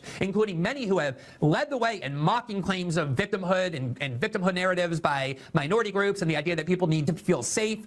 They are now the ones turning around and saying, no, because of how dangerous this speech is, we need to ban it. We need to ban these protests. We need to ban student groups. We need to put people on no hire lists. The exact kind of tactics they spent 5 or 6 years, up until a month ago, aggressively denouncing. And it's very dispiriting, even though it's not surprising, the minute that they have views that they find offensive, for them to watch them and turn around and use all the same theories to say those views cannot be expressed. That is incredibly dangerous, because in the future, when conservatives want to complain about the censorship regime that has been implemented, who will possibly take them seriously after we just watched them, the minute there was an issue of great importance to them, which is Israel, turn around and call for censorship? Obviously, it's not a principle if the only time you defend free speech is when it comes to views you agree with. Anybody can do that. That's easy to do. That's worthless. The only real test of whether you believe in free speech is whether you defend the right to express the views you find most offensive. And a lot of conservatives, not all, are woefully failing that test. I have to say, I am surprised. I was shocked by it. I am shocked by it. And I'm shocked not just by how little they care about freedom of expression, but also about the emotion involved. So for the past, 20 years, it's been a staple of demonstrations on college campuses to attack the United States. It's a garbage country. It was built on chattel slavery. It's fundamentally illegitimate. The New York Times devoted an entire year to telling us that the United States is a fundamentally racist country, and it's an immoral place, fundamentally, from its inception. And nobody said anything about it. Nobody stopped sending money to UPenn over that when they were attacking the U.S. or white people, or none of that even registered with anybody. But the second a foreign country gets criticized, would any other public commentator have the courage to point out that white people are often singled out for disproportionate levels of vitriol and contempt? So good for Tucker. we got to shut it down. I mean, where's the concern for the United States, or is that a stupid question? Yeah, I mean, I had Mike Johnson on my show, the new Speaker of the House, 2 months ago, and I walked away with a somewhat positive impression, and yet I was amazed that, we have this ritual in the United States. It's not very common. We elect a new Speaker. It's only happened 56 times in the whole history of our country. And the new Speaker sends up this tribune, and he gives a speech to try and tell Americans what his speakership will be about. And Mike Johnson had one opportunity to do that, and he said the very first thing we're going to do, and Americans were like, what are you going to do for us? Are you going to end the fentanyl crisis? Are you going to keep drugs out of our country? Are you going to provide better jobs for us? Are you going to reindustrialize? He said the very first thing we are going to do is pass a bill to help our friend Israel. That's the first thing we're going to. Right, that's weird. Right, it's weird that in the United States, politicians generally feel that they have to essentially pledge loyalty to a foreign power to run for public office. That's weird. Do. And obviously there are a lot of people in the United States who have great affinity for other countries. Rashida Tlaib has a Palestinian flag outside her office. A lot of people have the Ukrainian flag flying inside their house, and huge numbers of people have intense affinity for Israel, which is fine. You're allowed to have that. The problem becomes when you immediately abandon all of the principles that you claim to believe in defense of this foreign country. And the only reason, Tucker, I say that I wasn't surprised is because I have noted many times before that the American right does seem willing to give up free speech as soon as the issue is Israel. I think one of the most disturbing set of laws that we have that were enacted mostly by red state governors and red state legislatures, and they've been invalidated by federal courts, thankfully, on the grounds that they violate free speech, but Andrew Cuomo did it too, are laws that say that if you want to work with the state, if you want to have a contract with our state, you have to sign a pledge vowing that you do not support a boycott of Israel. Otherwise, you are not hireable. You're allowed to. I mean, that's absurd that in many states, all right, you want to have a contract with the state, you have to pledge that you will not support BDS against Israel, boycott, divest, and sanction Israel. It's an absurd limitation on speech.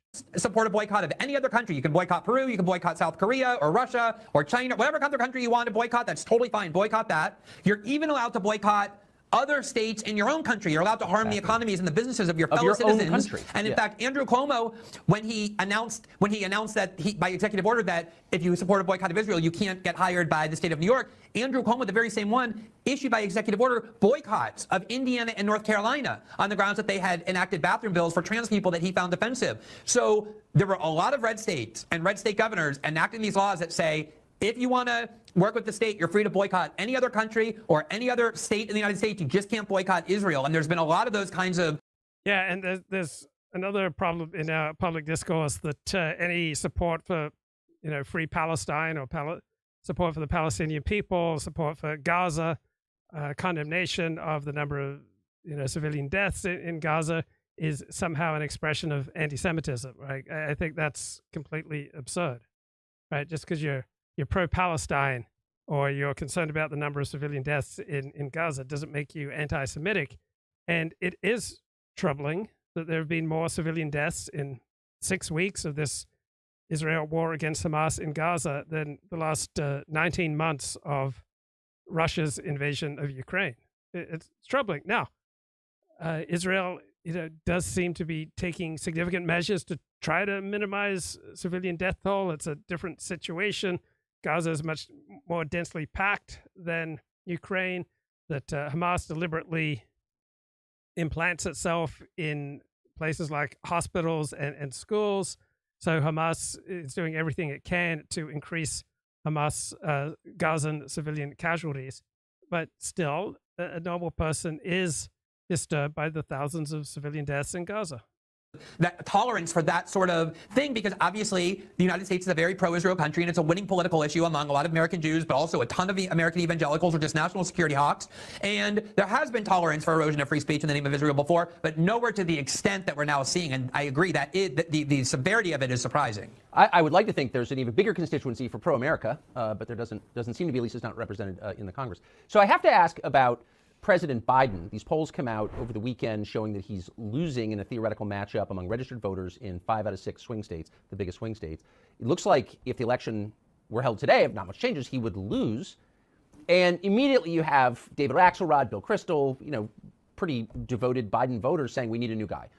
What do you make of that polling? Do you think it reflects reality? And what do you think will happen to Biden? I think the most amazing part about this, Tucker, is that if any leading American politician had even gotten near the possibility of an indictment 10 years ago, the prospect of them running for high office would be instantly over. And here you have Donald Trump, who has been indicted on felony charges in 4 different American jurisdictions, 2 state jurisdictions, 2 federal jurisdictions. And not only has it not harmed him, it actually has helped him in the polls for sure among Republican voters. His lead has expanded every time he's indicted, but also among American independents and even groups that traditionally support Democrats almost reflexively, like black voters who 22% of in this latest poll, we've seen similar polls say they would vote for Trump over Biden, and 42% of Latinos. And what this shows is that Americans have really come to the conclusion that our leading institutions of authority are radically corrupted. Our media outlets are radically corrupted. The Department of Justice and the legal system has been aggressively politicized. And so now Donald Trump is in a position where he's facing serious felony charges. I don't think they're serious in the sense that they're real, but they're serious in the sense that if he's convicted, he'll go to jail. They're felony charges, and yet his lead is expanding over Joe Biden, in part because people, I think, see the injustice of it, but also everybody can just look at Joe Biden and see that he is not a person capable of even managing his own life, much less the country. Yes. And that there's no cure for that. That's not going to get better. That's only going to get worse. And what their strategy now is to basically say to Americans, and I've seen many articles about this, many things on television, the problem is that American voters are ignorant. They're ill-informed. They're low-information voters, and that's why they're deciding this way, because the Democratic Party, I think, is stuck with Joe Biden. If he's not going to go anywhere, and he's the kind of politician who has never sacrificed his own personal self-interest for any kind of greater cause, there's no reason to expect that he would do so now. They're tied at the hip to him, and they see these polls and are in extreme panic mode. I think if you have liberal friends, you should definitely check on how they're doing after that last poll, because it's not just a Biden collapse. It's in key swing states, all of which he won in 2020, where Trump now has a significant lead despite 4 indictments. So all their efforts to try and destroy Trump have failed, at least until now. And I don't think the Democratic Party is going to abandon Joe Biden. If he wants to run, he's going to be their nominee. So there seems, and maybe we're imagining this, we pulled together a montage of media coverage of Biden recently. I want you to listen to it. It does seem a little different from what I remember last time I watched TV. Here it is. A stunning New York Times Siena poll shows that Donald Trump leading Joe Biden in Nevada, Georgia, Arizona, and Michigan. The number of Americans who think that things are going badly in the country today has hit its high for the year. So you might expect any incumbent to be down as Biden is. But then look at these positive views of what people think will happen for them financially if Donald Trump wins. Way more voters think they'd be better off. I guess the big news in the poll is that Biden is losing to Donald Trump because of huge losses among black voters and young voters. The more diverse the swing state, the farther Mr. Biden was behind, and he led only in the whitest of 6. Then let's look overseas. There's more voters, we find, who think that it's Trump that would keep the U.S. out of a war if he wins. This is probably going to lead to a lot of Democrats increasing the chatter that Joe Biden should step aside and make room for another Democrat. I love that white liberals are the only people who like Biden. So perfect. But the media don't appear, maybe I'm reading too much of this, they don't appear to be downplaying this, much less ignoring it. They seem to be high. Right. Trump is the only president in recent years who's not gotten the U.S. into more wars. And now Joe Biden has recklessly inserted the U.S. into the Ukraine versus Russia war, into the Middle East war with Iran and Hezbollah and Hamas, and also ratcheting up unnecessary tension with China over Taiwan. Highlighting Biden's weakness. What do you make of that? I mean, it's just, they're so grim. They're like, you know what it reminds me of? Have you seen those montages where the media started off election night 2016, incredibly excited and happy, and as the night wore on, they get bleaker and bleaker and more depressed until it finally sinks in, and by the time they're like so destroyed and practically in tears, that's the tone. I think what they're trying to do is to put pressure on the Democrats and Biden to say, look, this is serious now. Like, it doesn't seem like you have any chance of winning, in a last-ditch hope to try and convince Biden to step aside, or the Democrats to force him to. Of course, the media is, I mean, completely petrified at the idea that Trump would win, even though part of them knows it will help their careers like it did the first time around. But they really are scared of Trump. They really view Trump as this ultimate menace. And I think those horrified tones are about the fact, 2 things. One, there's obviously a good chance Trump will win, and they can't understand that. And I think that's the other thing is, all they've been saying for 6 years is that Trump is a white nationalist, that Trump is a racist, that Trump hates all minorities. And here you have increasing numbers of non-white voters doing the exact opposite of what you would expect them to do if they trusted or believed what those people have been saying. Namely, they're voting for Donald Trump, the racist white nationalist candidate who wants to put them all into camps. And so if you're an employee of these media outlets and you look at these polling numbers, you realize that these people have tuned you out. They don't care what you say anymore. They don't trust what you say anymore. They have completely lost any control or influence over how Americans reason, because most Americans are smart enough to have come to the conclusion that those people that you just showed in the media outlets for which they work are absolute liars, are just propagandists and people who exist to deceive. And that is the good news, that these institutions where people have lost faith in deserve to have lost their faith and trust. They deserve the contempt and hatred they provoked. And it's good that Americans are recognizing that. And it's good that those people there, even though they'll never question whether they are to blame, are also starting to see that nothing they say really matters and makes a difference any longer. That's right. And they do exist to deceive. So nicely put. One last question. I have to just ask, since this is on tape, what is your prediction for how the next year, we're exactly a year from the election, plays out? Is it Trump versus Biden, November? I mean, what do you think is going to happen? I mean, it seems to me like Republican voters have very consistently made clear that Trump is their candidate. I just wanted to add one point about this next year, which I think is so important. I know it's taboo. We're not supposed to ever say anything good about Trump. But the reality is, Tucker, and I think people are going to realize this more and more, is that Trump was the first American president in decades, yes, not to involve the United States in a new war. Whereas here you have Joe Biden, seemingly there's a new war popping up all the time. He wants to involve the United States in every one, send all their money overseas for them. And at the same time, they remember that the economy was vibrant and good before COVID hit. You can't lie to the American people about their own experiences, their lived experiences, the left likes to say. And I think as the next year approaches, people are going to start to think about and compare what their lives are like under Joe Biden, where there's wars everywhere and inflation and economic turmoil, what it was like during Donald Trump. And I think they're going to be increasingly immune to the propaganda. And to me, I don't see anything in the Republican Party, obviously that can change, that suggests that they will abandon Trump. Now, maybe the one variable. Okay, I think some excellent points made by Glenn Greenwald there. Absolutely chilling, fascinating article in the BBC. And here's the headline. I'm calling from Israeli intelligence. We have the order to bomb. You have 2 hours. Right, from the BBC. The call to Mahmoud Shaheen came at dawn. It was Thursday, 19 October, about 6:30 a.m. Israel had been bombing Gaza for 12 days straight. He'd been in his 3rd floor, 3-bedroom flat in Al-Zahara, a middle-class area in the north of the Gaza Strip. Until now, it had been largely untouched by airstrikes. He'd heard a rising clamor outside. People were screaming, "You need to escape," somebody in the street shouted, because they will bomb the towers. As he left his building and crossed the road looking for a safe place, his phone lit up. It was a call from a private number. "I'm speaking with you from Israeli intelligence," a man said down the line, according to Mahmoud. That call would last more than an hour, and it would be the most terrifying call of his life. The voice addressed Mahmoud by his full name and spoke in flawless Arabic. He told me he wanted to bomb 3 towers, and he ordered me to evacuate the surrounding area. Mahmoud's tower was not directly under threat, but he was suddenly responsible for evacuating hundreds of people. I had the lives of people in my hands, he says. Imagine you're in his situation. He gathered his thoughts and told the man, who identified himself as Abu Khaled, not to hang up the phone. As a 40-year-old dentist, Mahmoud says he had no idea why he was chosen for this task, but that day he did everything he could to keep his community safe. Directed by the voices of strangers who always seemed to know how to reach him, even when his battery ran out, he pleaded for the bombing to stop and screamed until his throat hurt for people to run away.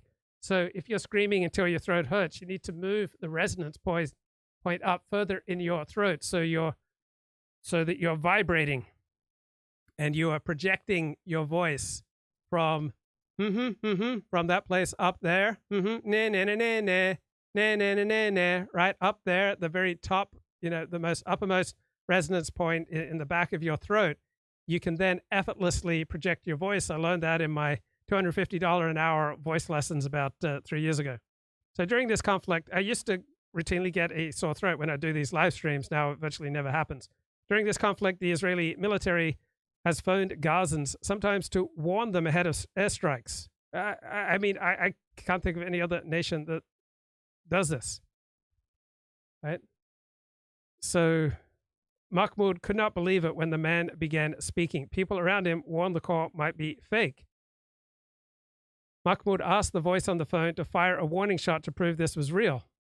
A warning shot seemingly from nowhere, but perhaps from a drone, hit one of the apartment blocks under threat. Can you imagine? Now that Mahmoud knew it was real, he tried to stall, asking the man to be patient. The man said he would give Mahmoud time, said he did not want anyone to die, did not want anyone to be injured. So he kept the call going as he rushed around the neighborhood, urging people to evacuate. One neighbor remembers the dentist just shouting, then others joined in. I didn't want to know that there was someone there who I could have saved, and I didn't. When the areas around the buildings were clear, the man informed Mahmoud that the bombing would begin. Mahmoud panicked. What if they bombed the wrong building by mistake? Wait a bit, the man told him. An Israeli aircraft circled overhead. Mahmoud stared at the 3 towers that neighbored his own apartment block. Then one of them was bombed. This is the tower that we want. Stay away, the man said on the phone as the building fell. Then the 2 other blocks were then destroyed. When the bombing stopped, Mahmoud remembers the voice telling him, we're finished. You can now go back to your building that was not bombed. And then later that day, Mahmoud received another call. Different man was on the line. The voice said they realized Mahmoud was a wise man after the events of that morning, which is why they were calling him again. This man introduced himself as Dooovid. Mahmoud was unnerved by the level of detail the man had about his life, by the familiar way the man addressed him and referred to his son's name. The man made some attempt to explain what was happening in Gaza. Did you see how Hamas slaughtered those children with knives? Mahmoud says the man told him more buildings would be destroyed that night, and the dentist would need to order his neighbors to evacuate once again. Wow, just chilling, amazing story there from the BBC. All right, this is from a favorite website of mine called the Daily Reprieve. It's a series of talks from the 12-step group Sexaholics Anonymous, which is about the most rigorous, most religious 12-step program addressing sex addiction. So they have it as a bottom line goal to live a life that is free from lust, and the group holds that the only appropriate place for sex is within heterosexual monogamous marriage. Some knowledge of what page something's on in the big book, and trust me, I can do that. I know the big book pretty good. But if at 4:45 in the morning, I'd rather be sleeping than tell you what page things are on in the big book. So for me, the answer to that question is that for a long time, I was up at 4:45 in the morning acting out because I still hadn't finished acting out from yesterday. And for me to be able to put a little bit into my recovery that I put into my addiction, like the book says, and for the purpose of carrying the message to the sexaholic who still suffers, that's the only answer. If there's anybody on the line who's in the program and struggling, for me to be able to tell you that it works if you work it, that's really, it's a good topic because it's true. And that's really the only message I'd want to be talking to you about. Because I wasn't so sure. I wasn't so sure. For a long time in the program, I went to meetings, I made phone calls, I had a sponsor. I went to a lot of meetings. I made a lot of phone calls, and I didn't have any sobriety to show for it. And I just resigned myself to the fact that it works for some people when they work it. And I just might be one of those people who are doomed to failure, die a sexaholic death. And that's just my fate. And it bothered me. Like, why does everyone else seem to be getting more and more sober, more and more recovered as they, and new people came in after me and seemed to catch on and get sober. And before you know it, what do they say? The light is shining in their eyes. And the light wasn't shining in my eyes. Got pretty bad for me. The first guy who was sponsoring me was instructed by his sponsor. Well, let me back up a little. Let me finish the sentence. He was instructed by his sponsor that he shouldn't talk to me if he values his sobriety, because he'll probably act out if he keeps talking to me. That was the end of that sentence. But backing up, actually, I have a funny story with Harvey. I know he did one of the talks on this conference. So I was at a conference actually during that time, a live conference, not an internet conference. And I was there with, my sponsor used to always talk about this guy, Harvey, that he talks to all the time. And I don't know who he's talking about. I always knew. What did I know? There was names that got thrown around at meetings like Harvey, and Bill and Bob and Roy Kay. And what do I know who these people are? I don't know that half of them are dead at that time. Could be Roy was alive, but I'm at a conference and this little short guy comes walking by and I'm talking to him. I said to my sponsor, "Who's that?" He's like, "Who's that?" "That's Harvey." I said, "Oh, Harvey, the guy you always talk about." So we walk over to him together and I start talking to Harvey, and he turns to my sponsor, or to me. He says, "Are you on medication?" I said, "No." He says, "You should think about getting on medication. Something's wrong with you." So that was my first hello. And then we're talking for another minute, and he turns to my sponsor and he says to him, "Are you his sponsor?" And he said, "Yeah." He said, "How do you talk to him and stay sober?" Oh man, so that was the second minute we had. So anyway, that conversation didn't go so fantastic. And Harvey and I, when we see each other, we still joke about it because, and he says the joke's on him because here I am, sober now since June 21st of 2010, which is not a lifetime. It's not an eternity. If you're thinking. I remember when I started my Alexander Technique daily teacher training, I was considered the person in the class least likely to graduate. I had the most entrenched, destructive, maladaptive, physically deforming habits. It was thought that I'd have, the hardest time developing myself so that I'd become capable to teach the Alexander Technique. But I was dedicated. I made it all the way through. Like a normal person, we're now going to be coming into 2019, so I'll be coming up on 9 years, middle of the year. But for a sexaholic who can't get 24 hours of sobriety, I never thought I'd get a week of sobriety. So I listen to these type of talks every day, sometimes multiple times a day, particularly when I feel myself in need of a spiritual, cognitive, psychological reset. Right? Whenever I listen to this stuff, it doesn't come naturally to me. Part of me wants to fight it. And I listen to it until I feel myself kind of resetting, reorienting, recalibrating, changing the way I view myself and life, and get my priorities in order. And apparently the sober people around me didn't think I was going to get a week of sobriety either. So I'm sitting at meetings and my sponsor no longer wants to talk to me, and his sponsor's telling him, "Don't talk to me." For God's sakes, Harvey's telling him not to talk to me. And there's fewer and fewer people in the group that are, willing to take my phone calls because I'm burning people out. So here I am really getting to feel what a first step feels like, that we admitted we were powerless, that our lives had become unmanageable. And I didn't really think or feel that it works if you work it, because I thought I was trying really hard. Like I said, it's not like I would act out and you wouldn't see me at a meeting for the next 5 weeks. I would act out sitting in the parking lot in my car waiting for the meeting to start, and then I go running into the meeting. So there's a saying in 12-step groups, it works if you work it, but Shim makes the point in this talk, Shim's Jewish, that the converse is also true. It doesn't work if you don't work it. You don't work the program, you don't get the benefits of the program. I'm saying things like, "I'm sorry I'm late," and checking in, telling everybody my sobriety date was 5-10 minutes ago. So I guess part of the question really is, so what happened? I get that question a lot from people who. So your sobriety date, right? How long have you been sober? So people define it differently. So some people it's been, since they last masturbated or acted out with pornography or had sex of which they were ashamed or went to a strip bar. But then for other programs, it would be when you last took, say, underrunning work, work that was, so low paying that it was, bad for you, that it was kind of against your recovery. So what's an appropriate wage? Basically, the thought is that you should take your basic expenses, then double them, and then figure out, how much an hour you need, and then don't take work below that level. So for me, $50,000 a year is just absolute minimum for paying my expenses. So if I doubled that, it'd mean I need a minimum annual salary of $100,000. So I should not take any work that pays below $50 an hour.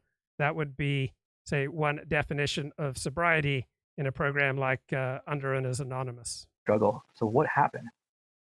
And it becomes especially poignant for newcomers who ask me that when they hear other people, like when I celebrate or when I tell my story, and people who've been here before I got here will share, humorously, because we got some funny war stories with me. And they'll share about, like, "Oh God, this guy, and they'll go on to describe what it was like sitting next to me at a meeting. If we were Alcoholics Anonymous, I'd be the guy who smelled like alcohol at the AA meeting. And they'd say, so what changed? What happened? So I want to share a couple of things that happened, and maybe even a little bit about my first 3 steps. Hey, the first thing that we've happened got Elliott Blatt here. Elliott, what's going down, bro? Oh, blessings, Luke. Good morning. Good morning. Good show this morning. Thank you. Long-time caller. San Francisco, I'm listening. All right.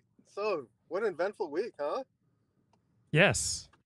So the whole Adderall situation has provoked a lot of controversy.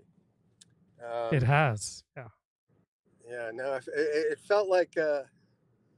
I have to say, you had a very sort of adversarial posture in your last video, the sundown video of Thanksgiving Eve, I believe. Do you feel, feel defensive about this? Well, I'll just repeat my basic point that people in general don't want you to change. And when you're making a change, family, friends will usually try to fight against it. And if you're sick and there's a medication that can make you well, sick people will want you to stay sick. And well people want you to get well. Okay, back to you. Well, what led you to the conclusion that you feel like you have ADHD? Because you don't seem to, as far from my outsider perspective, you don't sort of exhibit any of the traits I associate with ADHD. I mean, you're pretty productive. You're more than pretty productive. You're highly productive, and you seem to work all the time. You produce a live stream on a very regular basis, so you have a lot of accomplishments. And I associate people with ADHD with people who just can't seem to sort of execute on things. Is this a false? Am I making some false assumptions here? Well, I think you're touching on some symptoms of ADHD, but for me, it was humiliation. Right? I didn't go and get this ADHD checkout, on the wings of victory, right? I came to it on the wings of defeat and humiliation, whereby failing to pay attention to mundane details, I cost myself thousands upon thousands upon thousands of dollars. And I've repeatedly had this problem. So, for example, I sold a car and I didn't get the appropriate paperwork filled out, and it was just endless aggravation and lost income. I suffered, another humiliation recently, this costing me thousands upon thousands of dollars. This has happened to me time and time again. A failure on my part to pay attention to non-exciting details, to failure to pay attention to mundane details that normal people in my peer group do pay attention to, and failure, humiliation, and the loss of thousands upon thousands of dollars and then talking about that with people close to me and them pleading with me to go get checked out for ADHD, I stopped fighting it and I just, okay, let me go get a consult. So here are some of the symptoms. Being unable to sit still, especially in calm or quiet surroundings. That's basically true for me. Constant fidgeting, pretty much true for me. You'll notice I'm usually like squeezing something when I'm doing my streams. Being unable to concentrate on tasks. I have difficulty concentrating on tasks that are not exciting to me. Excessive physical movement. Yeah. Excessive talking. So I can be, frequently I'm overly verbal in contexts where that's maladaptive. Being unable to wait their turn. Yeah. I frequently interrupt, unable to wait their turn. Acting without thinking. Yeah. Interrupting conversations. Just general maladaptive levels of verbal impetuosity and impulsivity, saying things that are inappropriate, and then walking around with this dread that I'm going to repeat this problem over and over again, thus harming other people, but most of all myself. So humiliation leading to not, being invited back to meals at the homes of Orthodox Jews because I said something verbally impulsive that I thought was funny, but turned out was highly inappropriate. And now, longtime friends have stopped inviting me around for meals. So a whole lot of humiliation led me to this place. Okay, humiliation's one thing, but the connection to ADHD is not entirely clear. I mean, yeah, maybe you're just a little bit, you're an energetic, excitable boy, they all said, Well, you know, these you are know, symptoms. I mean, people who specialize in this area do regard these as serious symptoms of ADHD. I could retail more embarrassing setbacks that I've had relating to this. And so if I can minimize this problem, why would I not take that chance? You seem to take one little quirk and turn it into a big moral problem. You seem to love to pathologize what seemed to me to be relatively innocuous behavior as being some deep sort of character flaw. So at what loss of money, at what loss of income would it be worth, because I fail to pay attention to mundane details? So if I lose $100,000, if I lose $1 million, at what loss of income do you think it'd be worth checking out this type of problem? At what number of not being invited back to the homes of friends? Like, if it happens once, what if it happens a dozen times in a year? At what point is it worth investigating this?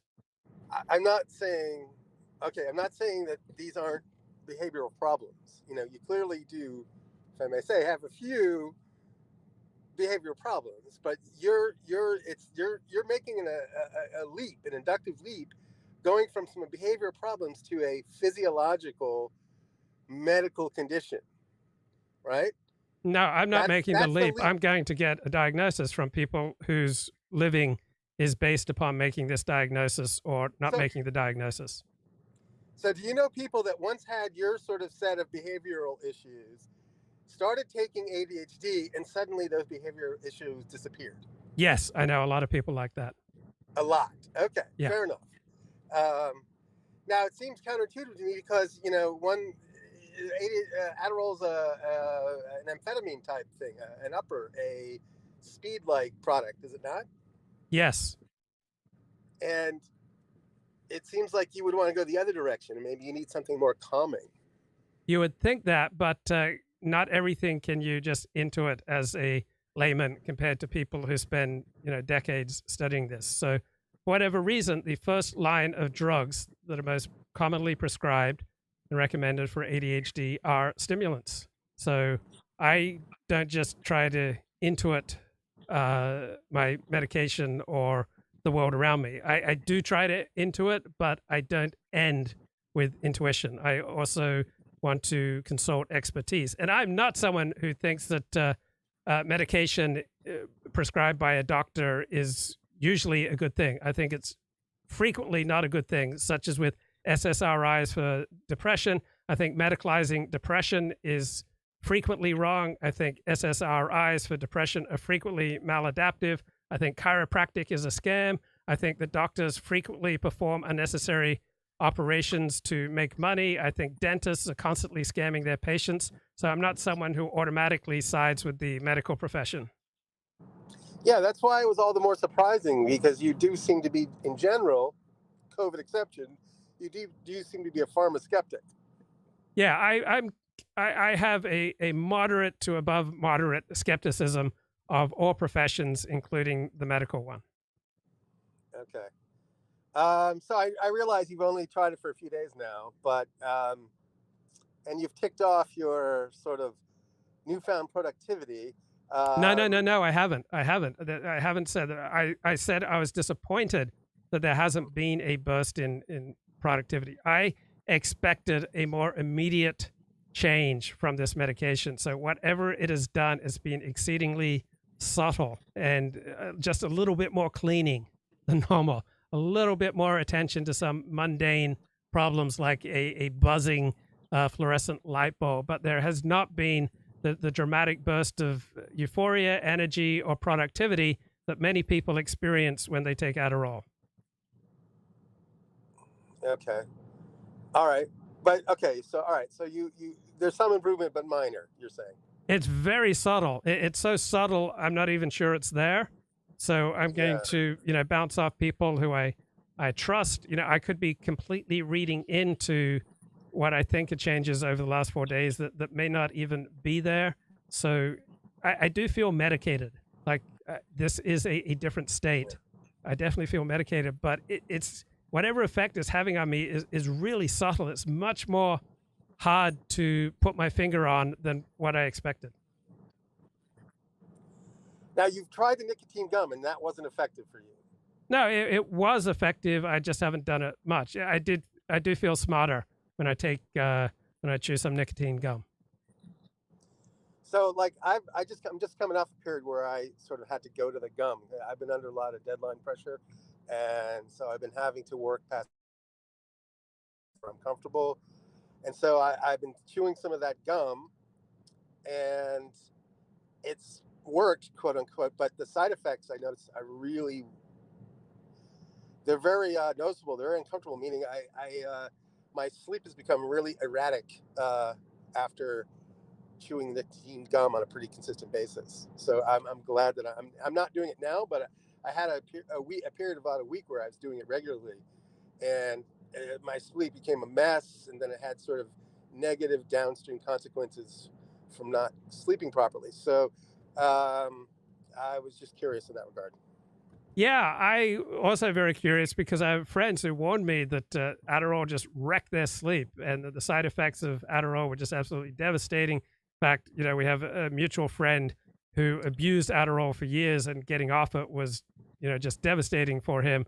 So I haven't experienced any of the purported negative effects. It's had zero effect on my sleep. But again, I take my last Adderall pill usually about 11 a.m. So when were you taking your last bit of nicotine gum? About the same time, around lunchtime, after my morning coffee had worn off. Then I would do nicotine gum. So that would give me like a 3-hour work session. Because I start to really fall off after noon. Yeah, my energy levels really starts to dip. So I was throwing in the old nicotine gum to try and arrest that drop off, and it works to an extent. Is the drop off typically after lunch or mid afternoon? Basically 1 p.m. Yeah. After lunch. Yeah. Whether I eat lunch or not. Right? It's not like a digestive coma type of situation. It's not like a high carb lunch. It's just any lunch or lack thereof. It's just the time of day. It just seems like that's all I've got, and then my brain just gets really tired. I feel like fluids draining out of my head. There's like nothing there starting at 1 p.m. I need a nap. Maybe this is just age, Luke. When does your workday typically begin? Pretty early, like 7. Okay. Sometimes even earlier, sometimes later, but mostly 7. And I find if I have a meeting where I'm talking to people and I'm working through people's broken English, then the energy drop off is like catastrophic. It's like the plane being shot out of the sky. I just completely spiral into the ground. So, do you have any experience with Ritalin or Adderall? No, none. No, modafinil. You've never tried modafinil. I'm trying to think the last time I took a pharmaceutical of any type whatsoever. Probably the only time I did was like antibiotics like 20 years ago. What about a condom? Did you use condoms back in the day? Yeah. Okay. But you know what? I lied. I did take what I guess it's probably OxyContin after some dental work. Like I took pain pills when I broke my arm. I took the same thing. So, but that's the only pharmaceuticals I've taken. What that's worth. Now, how bad would it have to get before you became open to a pharmaceutical intervention?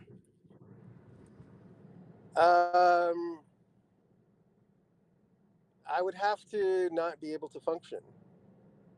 Okay, so your life would have to be absolutely destroyed before you'd consider a pharmaceutical intervention. Yes. I have a very stoic New England self-reliant attitude with regard to these things. It could be and you've always had this? I have. Yes. I grew up in very austere circumstances. I'm not one of these suburban powder puffs.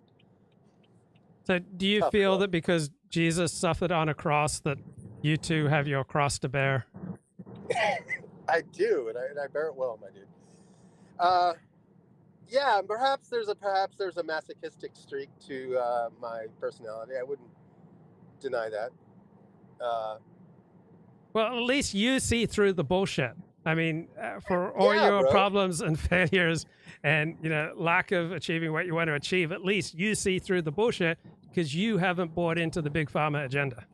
That's right, man. I have X-ray vision. I can see it all, dude. Like an unmuddied lake. I mean, you suffer and you have your failures and you have your humiliations, but at least you see through the bullshit, unlike the sheeple out there. I'm glad you understand, Luke. But I see where you're going, and you're making a leap here, bro. You're making this seem ideological when it's not ideological. No, it's psychological. We all have to have ways that we feel superior. I mean, I have all my ways where I feel superior to most other people. It's like an essential part of the human condition. And I would assume that you've based a substantial part of your self-esteem on you see through the bullshit. No, I don't.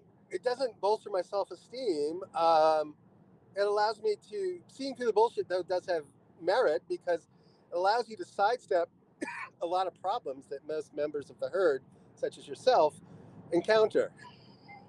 Now, where do you get your self-esteem? Like, break it down for me. I get self-esteem from having a productive work session. Okay, so you get self-esteem from work? Yes. And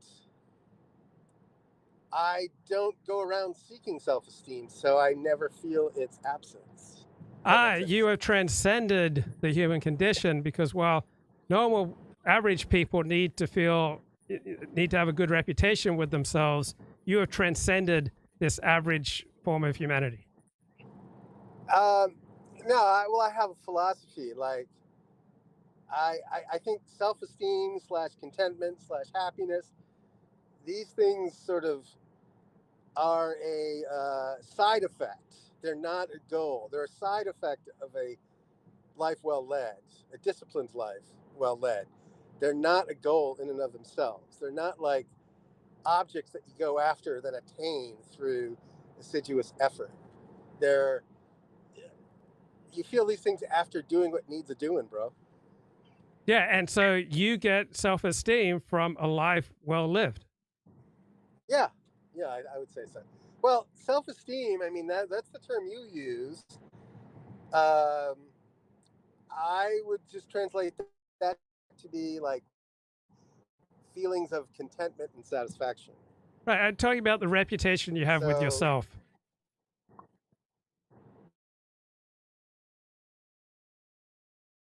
I assume that you get to walk around having a good reputation with yourself. Is that fair?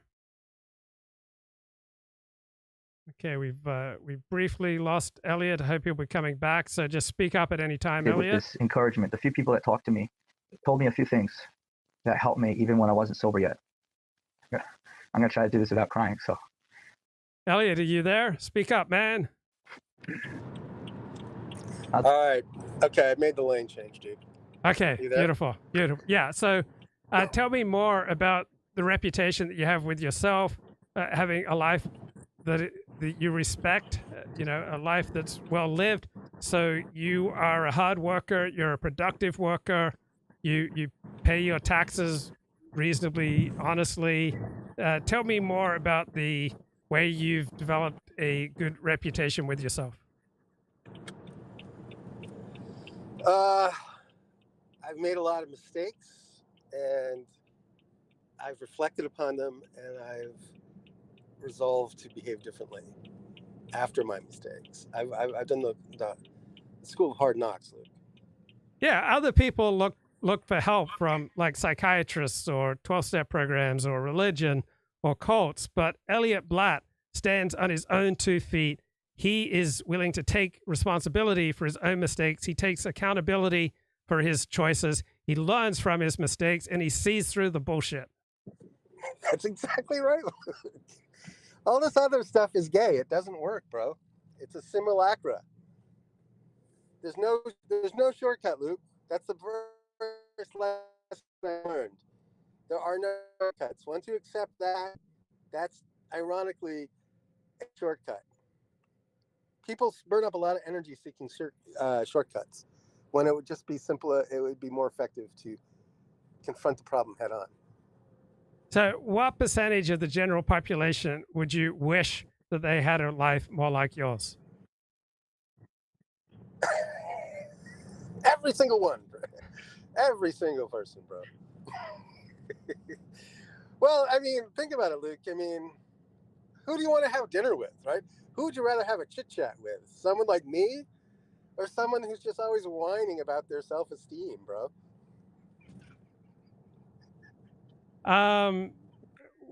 Would I rather have dinner with, say, someone who earned 4 times your income and had, say, 4 times your accomplishments in life than with you? No, I'd rather have, have dinner with you than someone who was much more successful.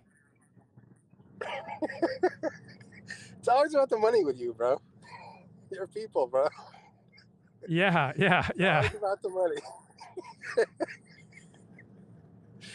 Oh dear. So I'm on my way to do some car repair. It's a little extracurricular activity. I'm gonna save myself like $300 or $400 on a car repair by doing it myself. How do you like that?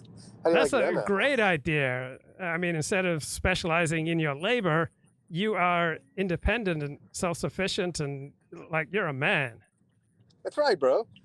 None of this weakness. Oh, I'll just get ripped off at the auto shop today. Not me, bro. I take the bull by the horns. That you do, and you do that every night, right? Only when necessary, bro. Only when necessary. Now, why are you pro mushrooms but anti pharmaceuticals? Excellent question, bro. Because mushrooms encourage introspection, and introspection is a much more long-lasting solution than our sort of a artificial chemical lift. Mushrooms bring you to the point, they allow you to examine your decision making and resolve to make better decisions. Wow. One is like, it's like, it's like, do you give a man a fish or do you teach a man to fish? Mushrooms teaches a man to fish, bro.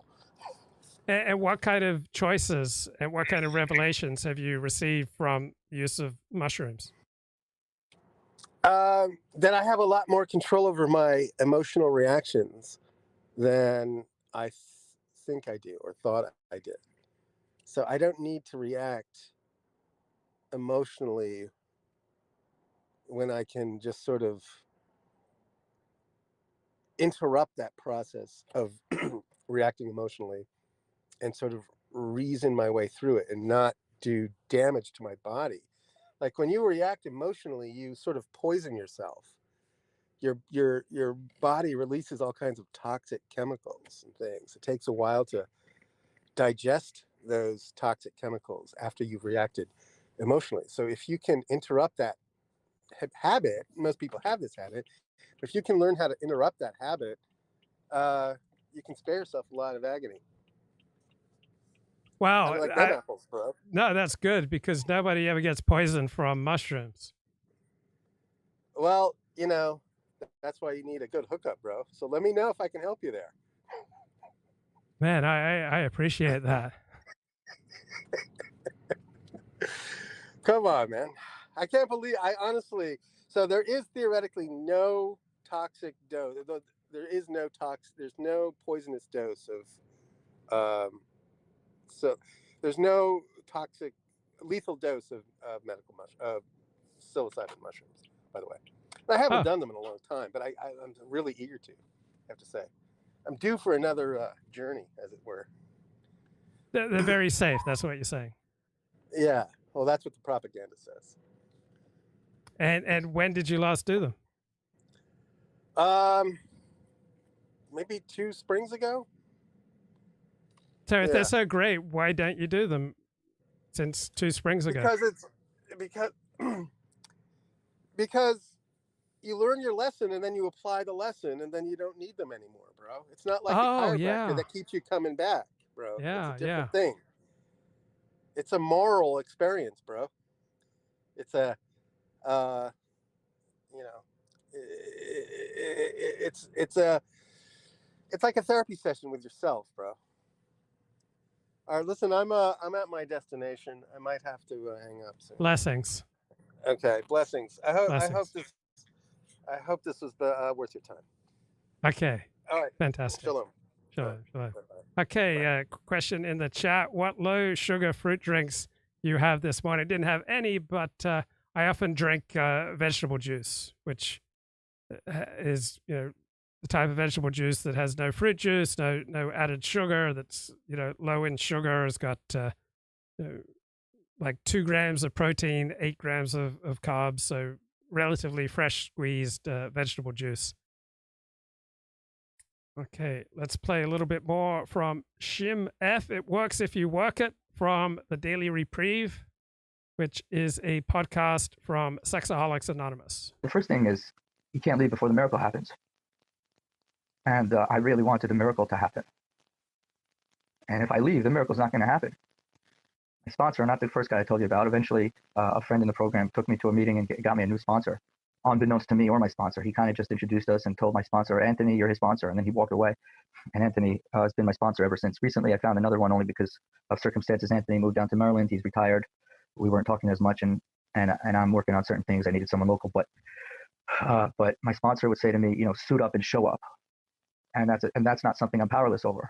I can suit up and show up, whether I'm sober a day, a week, a month, a year, a decade, it doesn't matter. Regardless of what's going on in my life and what happened yesterday, tomorrow, right now, right here, I can get my rear end to a meeting no matter what. I can do that. So don't leave before the miracle happened became something important to me, and really, really accepting that I'm a sexaholic. And the fact is that if nature takes its course, I will die a disgusting sexaholic death, and there's nothing I can do about it. So get on with life. I don't mean that I shouldn't try to get sober, but if I do or don't get sober didn't become the point. The point was that if I wasn't going to get sober, it wasn't going to be because I wasn't going to try. So I was going to do whatever I can do to get and stay sober, knowing full well it probably wasn't going to happen. And for me, that's my first step. There's this section in the book that I heard other speakers talk about over the last 24 hours. It's the acceptance paragraph in Dr. Paul's story in the big book. In the 4th edition, it's on page 417. And in there's a line, he says, until I could accept my alcoholism, I could not stay sober. That's a funny line, but for me, it meant I wasn't going to start staying sober until I fully conceded to my innermost self. I accepted the fact I'm a sexaholic, and it doesn't matter why everyone else is getting it and I'm not, but I'm a sexaholic. So the fact that I'm working my rear end off and not having any sobriety was not a good enough reason to give up. Giving up was taken off the table. And if I was going to succeed or not was going to be God's business. If I was going to try or not was going to be my business. And I can honestly say from that day to this, the only thing I've ever done consistently without any relapses is I've kept on trying without giving up. So when 12-steppers talk about powerless, that doesn't mean that they're arguing that they don't have power over anything. It means that they don't have sufficient power, not reliable enough power. So if you drink to excess 1 out of every 10 times you drink, for many people that's maladaptive, that there's some maladaptive habit in your life and you lack sufficient power over drinking, or 1 out of 20 times. So when you join any 12-step program, like everybody in it will be struggling with lack of power in some area of their life, but that doesn't mean everyone in it is, just powerless over everything. We have insanity or lack of power in different areas of our life. So we can get help from each other because we have, somewhat different struggles. When someone tells you that their sobriety date is June 21st of 2010, I hope you never think that means that whatever that sobriety date is, that they never struggled again, they never lusted again, they never raged again, they never, had those phone calls with their sponsors, should I reset my sobriety again or not, especially early on. There's a few things that happened in the first few months of my sobriety that if I laugh at it now, because if I would do something like that today, I would not be calling myself sober. But I was so desperate. It was like I needed to put one day in front of the other, one foot in front of the other, and that's where I was at the time. So But what I did do was I never gave up. Giving up's not an option. And my sponsor would keep telling me, don't leave before the miracle happens. Suit up and show up. And that's what I did every single day. The second thing that was really pounded into my brains by people, including my therapist, because he was an AA guy. He told me once, he's like, why don't you go read the stories in the back of the big book and come back next week and tell me which one of those guys got sober without a higher power. Now, I wasn't sober, and I wasn't, my brains were all over the place, but I was intelligent enough. I knew the answer before I went to look it up. The answer was nobody. And I knew that without reading the stories, but I read some of the stories anyway. And it was obvious the people who were sober had a power greater than themselves. They had a God of their understanding, and I was going to have to get a higher power. And I'm so grateful that I had to find my higher power in darkness, in crap, when I was not yet sober, because a lot of people struggle to connect with their higher power when they are struggling. When they just lusted, when they just raged, when they know they're not behaving in a sober way. And I don't struggle with that because. Right. So I found that there are a lot of things that I need to do to connect with, my higher power, with God.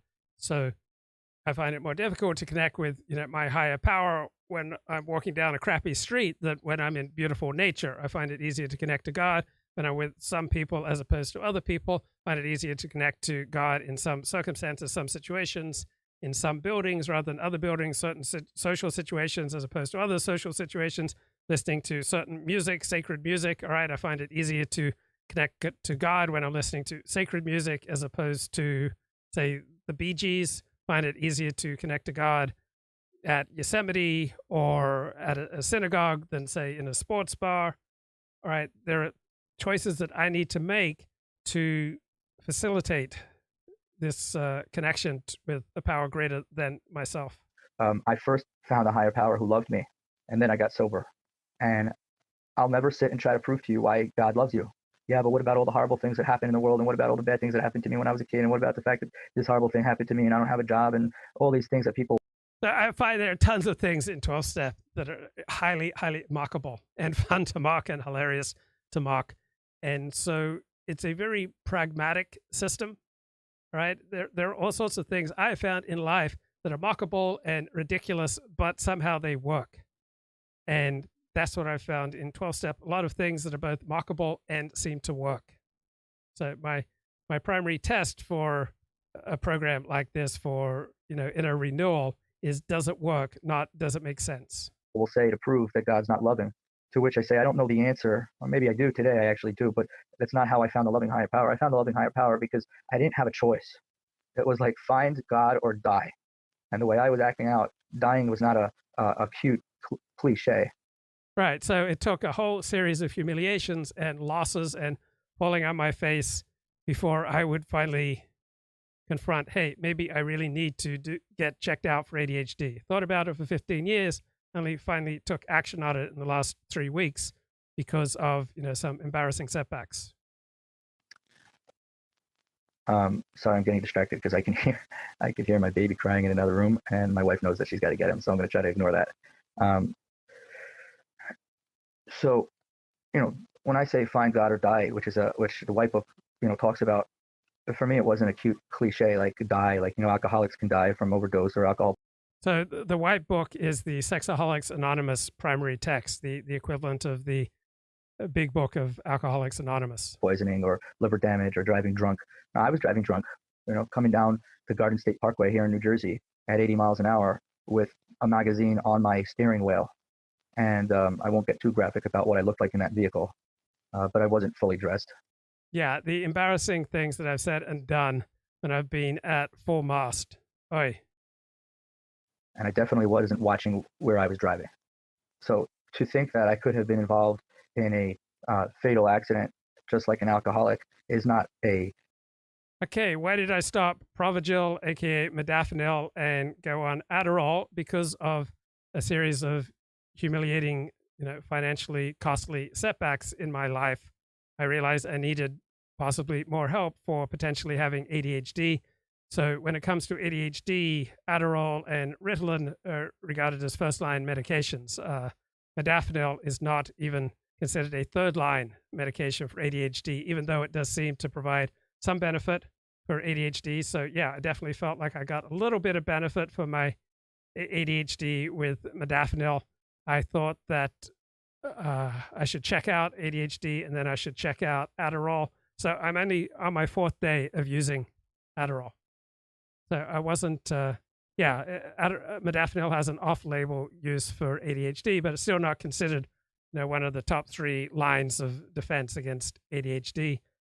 So due to humiliation and setbacks, I thought I need to try, something different. I need to extend myself. I need to go further. I need to get this checked out. I need to listen to people with more expertise than me and find out if this improves my life. So on my 4th day, the effects of Adderall much more subtle than what I expected.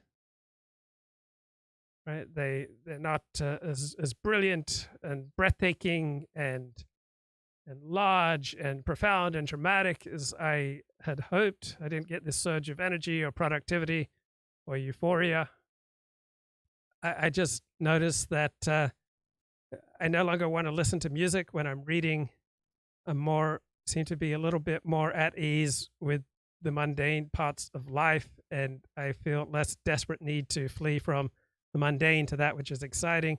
I feel a reduced level of verbal impulsivity. I think I may be just a little bit more adaptable, a little higher functioning, just kind of rewired my central nervous system and my responses to stimuli in a way that's maybe 5% more in my own best interest. That's my vague sense. Now, I'm going to wait till I get feedback from people in my real life who I love and trust and get their feedback on what I'm like on Adderall as opposed to modafinil, as opposed to nothing. I don't trust my an exaggeration. And just like a drunk guy will say, by God's grace, I didn't kill anybody, myself or others, I can say, by God's grace, I didn't kill anybody, myself or others. So for me, I didn't have a choice. I just had to say, you know what? I start talking to a God that I didn't understand. I've heard people say, God of my misunderstanding, whoever's out there, if there's any love in you, can you keep me sober today? I'm really struggling. I just start talking to him and just really start doing the things that people told me to do without being so intellectual and figuring out the theory and the.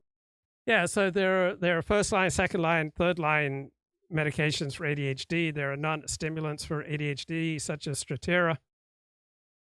Strattera takes approximately 2 months to kick into effect. So the most common ADHD medication, the 1st line of medication for ADHD, the stimulants of Ritalin and ADHD and Adderall. So wanted to choose what was, what was prescribed by the doctor.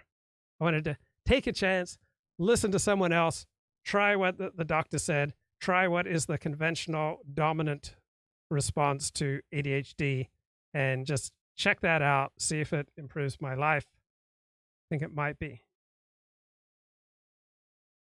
Stop repeating the parameters of their corrupt clinical trials, Luke. That's slave morality. Well, either a little bit of Adderall works and improves my life, or it doesn't. So I will find out. Right? I could try Strattera, but it's a 3rd line drug. Like, why would I go for a 3rd line medication when I could have immediate benefit from the top line of medication that's used for ADHD? Look, what about good old-fashioned MJ? Oh, Mary Jane? That, yuck. I hate that. It turns people into losers. You can't try 2 at once. Well, you can. Many people do use both modafinil and Adderall. Many people do use both modafinil and Strattera. It's not usually prescribed that way, but many people do it. I'm not saying that's a good thing. I'm not saying that's a bad thing. I'm just saying you can Google online and see how different people react to a combination of various medications. Yeah, marijuana seems to turn a higher proportion of people into losers than any other substance of which I'm aware. Like, it seems to me, far higher proportion of people who try marijuana become losers than people who try nicotine or alcohol or Adderall. The philosophy of why it works, just work it. Just work it. And I did that. So Yeah, most people change one variable at a time. Yes. I am not still taking modafinil. I'm not taking anything but a low dose of Adderall. So I think just changing one variable at a time usually makes the most sense. What about the claim that ADHD diagnosis is being used to medicalize and medicate boys for being boys? My only question is, what works? All right, does it improve the life of these children, or does it diminish the quality of life of these children? All right, does it make them more adaptive to reality or less adaptive? My sense is that it improves the quality of life for most people who take it, but I'm sure there are some circumstances where it's not the best thing. Here's what started happening. I started stringing together some time, and when I say some time, I'm talking 2 days, 3 days. And what I started noticing was there were certain days where I would go to a meeting in the morning, and certain days where I would really, do that third step that they talk about, and I would do it right when I woke up.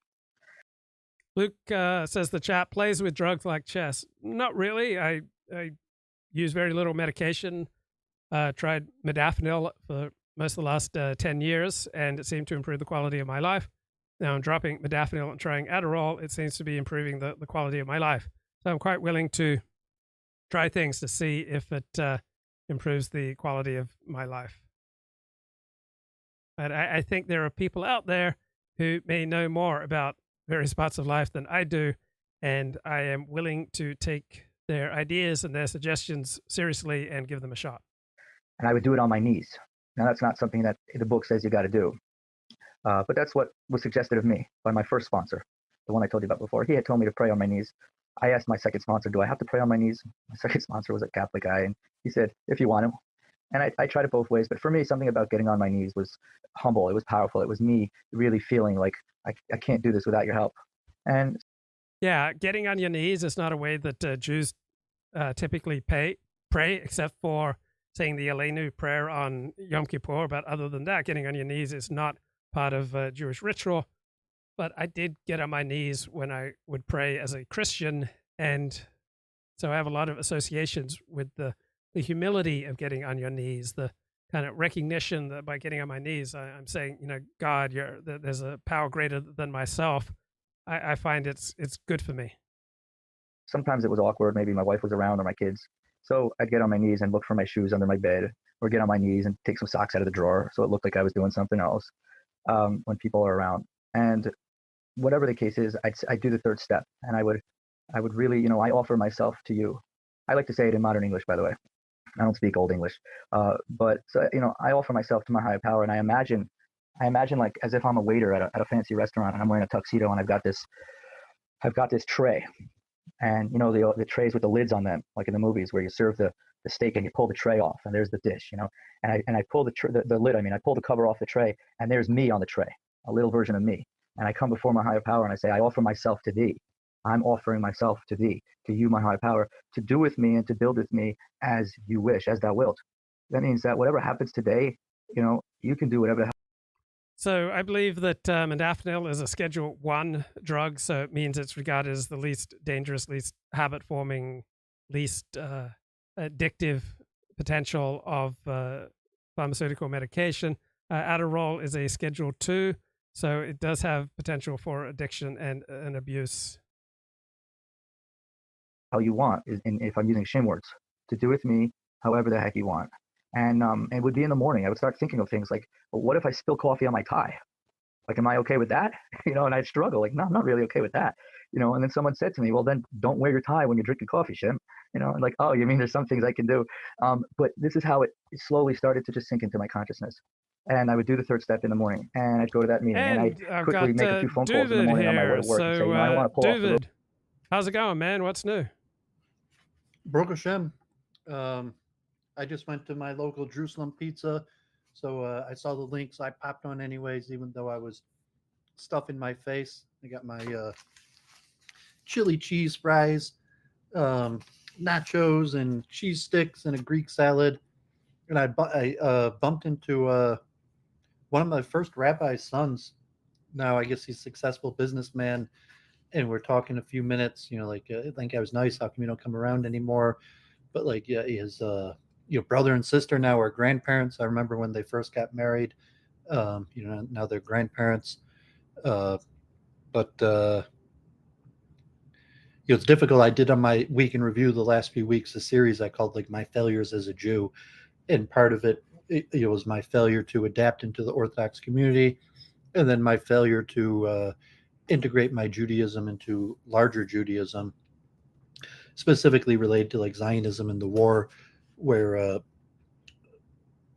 where this came out. I'm not sure if you saw, I had my big appearance with Keith Woods this week, and I was on Mario Nawfal, and Stephen James just hit 1,000 subscribers, and I was showing him this book, Schindler's Gift. Oh, How one man harnessed ADHD to change the world, and it's autographed by the author, who was a teacher at my Frankfurt School, Freudian high school for the gifted, and a lot of kids had ADHD there. He went on to become like a world expert on ADHD and a life coach. And his theory is ADHD could give you special powers that other people don't have, although it does have its problems. And he historically re-diagnosed Oskar Schindler and claimed that Oskar Schindler had ADHD from his reading his biography and looking into it, and that was part of what was capable for Schindler to do what he did, was in fact his ADHD, and could be a powerful tool if harnessed correctly, but also obviously dangerous, and led to many of the problems that Schindler had in his life. And maybe you also, where you've had many successes in your life, a thrill seeker, ups and downs, like you were mentioning, your inability to take care of some basic things that other people, quick to get bored with, not wanting to do things that are interesting. But at the same time, that it's allowed you to accomplish things that many other people haven't accomplished. And he puts Schindler related to his ADHD as the thrill seeker. And I don't know if you would classify yourself as that, Luke Ford, the thrill seeker. Yeah, I think I am. I do seek thrills. Yeah, I think that's part of what draws me to live streaming. That's interesting. Have you ever been diagnosed with ADHD? No, I saw a psychiatrist in high school, and I wasn't diagnosed with anything. And I don't think I have any technical disorders. Like I sometimes will play that I have severe psychological problems, but I don't technically have any disorders. I saw a psychologist a few times, twice in my youth. For one time, and when I was like 10 years old, even for like a period of like 6 months, I saw a psychiatrist weekly, and then also in high school. But I study psychology. I like psychology. I think I function differently. Maybe just like an INTP or high IQ. I could self-diagnose my way in a bunch of ways, but I don't think I would actually give myself an actual disorder. And but I could see that you might be more likely to have an actual disorder, if you want to say ADHD, and that might be explanatory to your successes and failures in life. Yeah. Do you have any particular attitude towards psychiatric medication? God forbid I did marijuana for years. I would say it's almost always second best. If you don't need it, you're better off without it. But if you need it, you should do it. That especially like ADHD. So I think they had when I was young, they gave people like lithium, and that was like a severe downer. So there's like Ritalin, which I guess is upper, but then there's also like lithium, which was a downer. And like if you can't, especially when you're younger, kids who can't control their behavior might have outbursts in school, or even violent, where they need to be given a downer, as opposed to Ritalin, which if it's successful, maybe.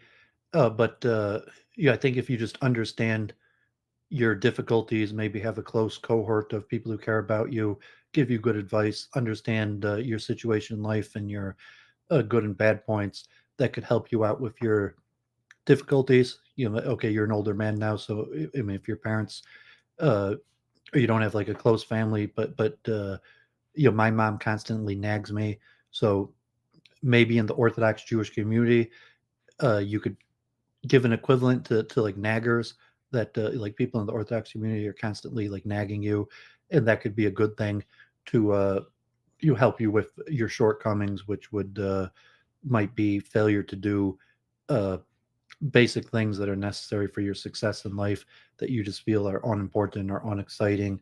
But if you had someone in your life constantly nagging you, that you might be able to do that, and then you accomplish quite a bit, even in some ways more than your average person. And what sort of things, I don't want you to damage yourself and damage your relationship with your mother, but what sort of things does your mother nag you about that you'd feel comfortable sharing publicly? Oh, I mean, she nags me about everything, really. Like, I mean, I still see my mom almost daily, but you know, just my cleanliness, my you know, getting a haircut, my clothes, you know, like regular maintenance and health checkups, paying my taxes, um, you basically just all normal motherly things like my diet, my health, my personal relationships.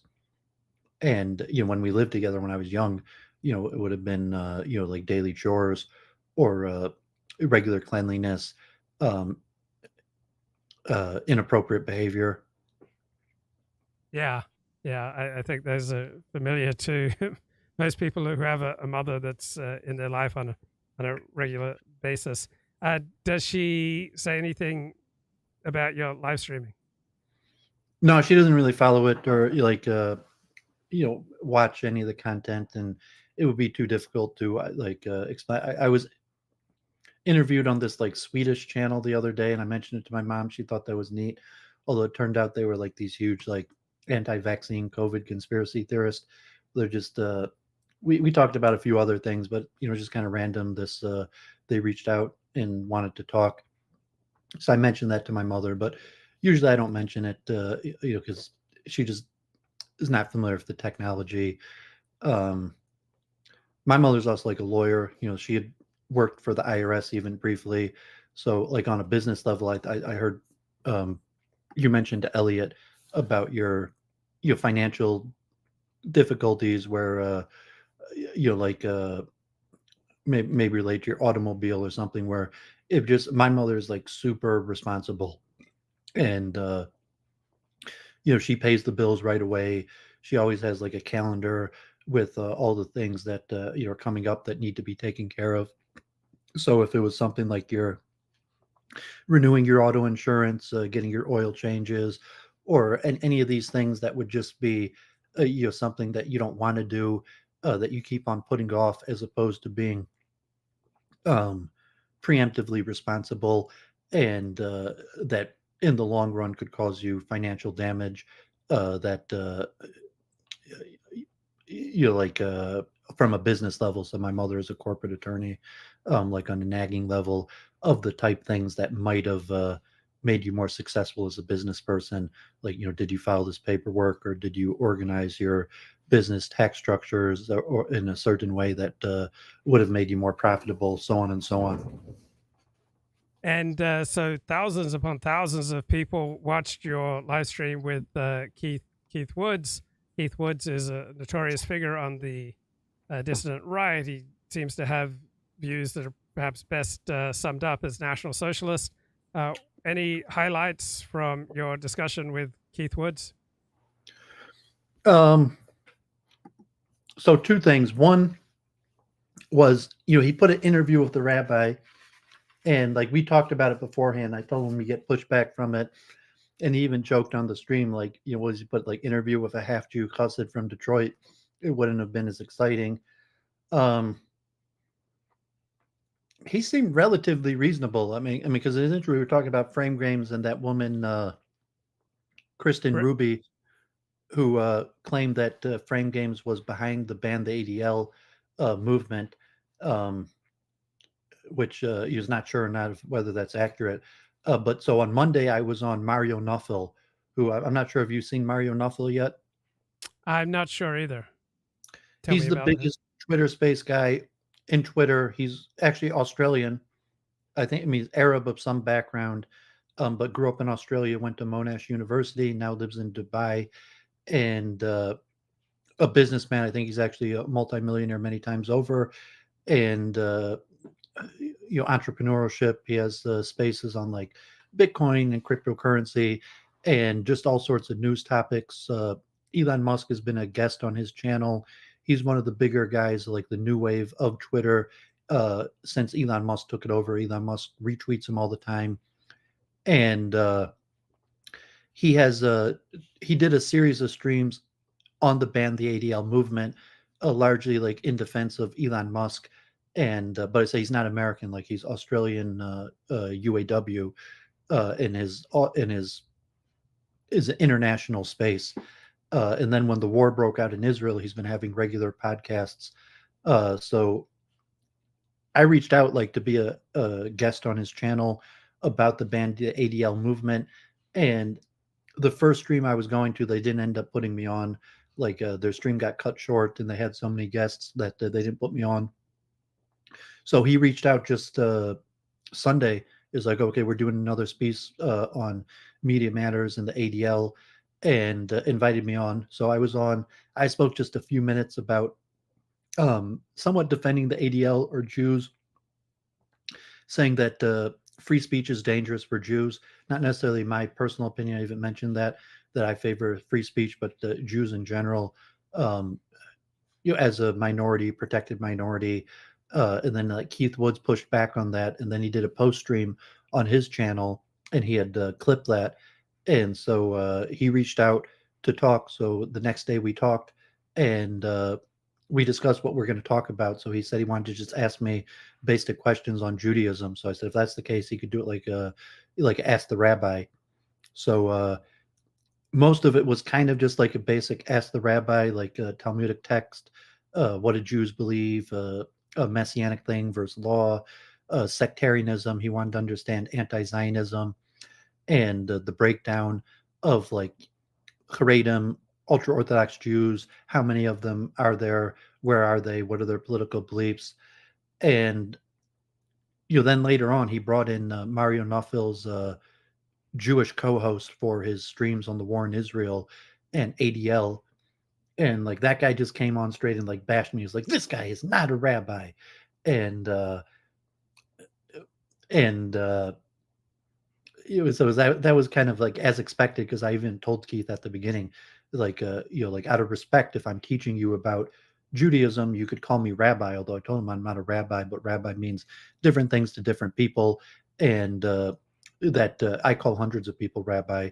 You mean I call liberal female rabbis, I call basically any Orthodox Jew that I deal with in a Torah learning setting rabbi. So I said like rabbi could be a respectful term just to make the conversation more seriously, that I'm answering his questions about Torah and the text. But I got a lot of pushback on that, like this guy is not a rabbi. And this Israeli guy came on, even though he's not religious at all, like he took issue with me being called a rabbi. And then Lucas Gage and No More News were on. I think it's similar back to, it's really just because of the war. So there's interest in Judaism because of the war, and most of it is from counter-Semites that you're like, okay, what's going on with Israel? Why the war? Why do the elites like Israel so much? And so two things. One thing, like this guy, Benjamin Zev, like the Israeli expat who is Mario's co-host, was like, I could get you a better rabbi, like Zionist or anti-Zionist. And I pushed back, like, no way. No rabbi's going to speak to these guys other than me. And I even had like No More Use. Like, I've been doing this for 5 years. You are not going to find a rabbi to talk to you. Like, Dooovid is the best you're going to get. And I think I told you that, or Charles Moskowitz, like, I don't think you'd be able to get a rabbi to come on these streams, especially in like a hostile environment, to talk to a counter-Semite. It's just not what rabbis do. And But on Keith Wood's stream, you were treated respectfully. Yeah, and the comments were actually all relatively positive, like, just like a cultural exchange, like commending me for my honesty, I guess. And he pressed me on a lot of issues about like the messianic beliefs and a breakdown like of my perception about how many people believe these various things, statements in the Talmud. And I did my best largely to defend the Jewish people and defend some of these beliefs. Like, well yeah, like we think we're going to be rewarded, but not necessarily in a way like we think we're going to be like held over the nations and the world and you're all going to be our slaves, but just think we're going to be rewarded for doing this.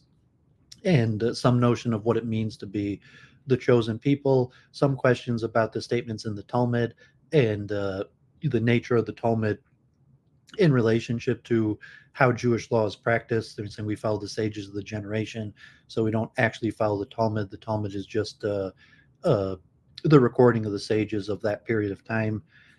And he was also very curious about Haredi anti-Zionism. So I know a lot about that, and I broke down why Haredim, what it means for Haredim to be anti-Israel, and then also the political, like how many anti-Zionists are there?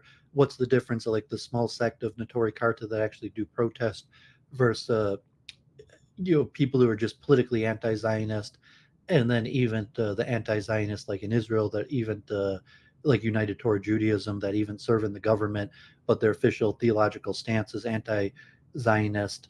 And then having the Israeli come on and kind of randomly attack me, somewhat proved my point that it's like, well, this is just how we are. You're like 2 Jews, 10 opinions, and Jewish sectarianism that most Jews aren't religious. So I told them that Judaism what Jews do, or is Judaism what the religion teaches, what the rabbis say, what the sages, and broke down how many Jews actually value the sages, follow what the sages teach, versus what Jews do. So we didn't even really talk much about multiculturalism and immigration. It was more theology and general questions about Haredim. Now, you're not a Zionist. Would you, I believe, would you regard yourself as hostile to Zionism? I'm not politically active, so I just say my belief system in Judaism, I'd be neutral to anti-Zionist, although I'm not involved in anti-Zionist activities. Just if you asked me, I would say the creation of Israel was probably a mistake. I support a one-state solution, giving immediate full citizenship. And also, I think the main cause of the war right now, obviously you have the violence of Hamas and other factors, but that it's zero-sum. And the main cause of the conflict is, in fact, Zionism. And we're reaching a brink point where basically Israel has to give up on Zionism or commit to a full ethnic cleansing, because you can't really have both. And then I would say religiously, like, I don't need a Jewish ethno-state. I don't see that as part of my Judaism. And learn from my rabbis that the state of Israel is heretical, and then the difficulty to Jews in relationship to anti-Semitism, where you have a state actor. So we're worried about rising anti-Semitism and like the alt-right and things like, okay, the Jews support multiculturalism and immigration. And certainly that's going to cause some pushback in anti-Semitism, the group conflict. But like nothing is going to cause group conflict and anti-Semitism than the Jews collectively killing tens of thousands of people.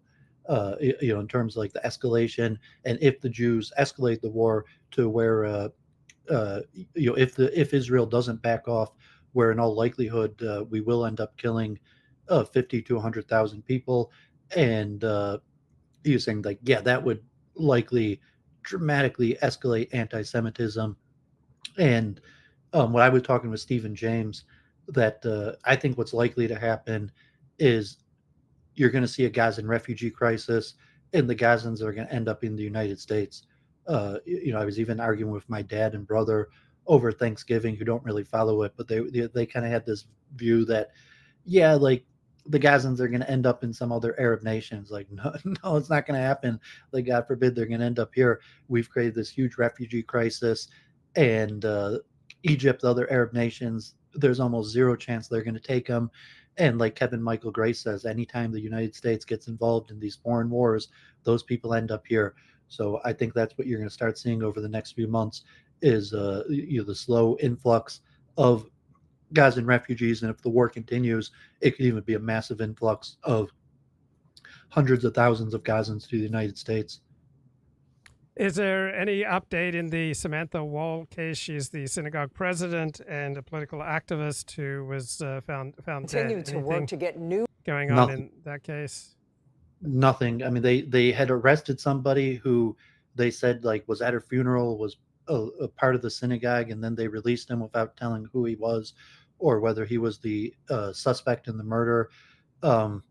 Most people are leaning towards a domestic dispute.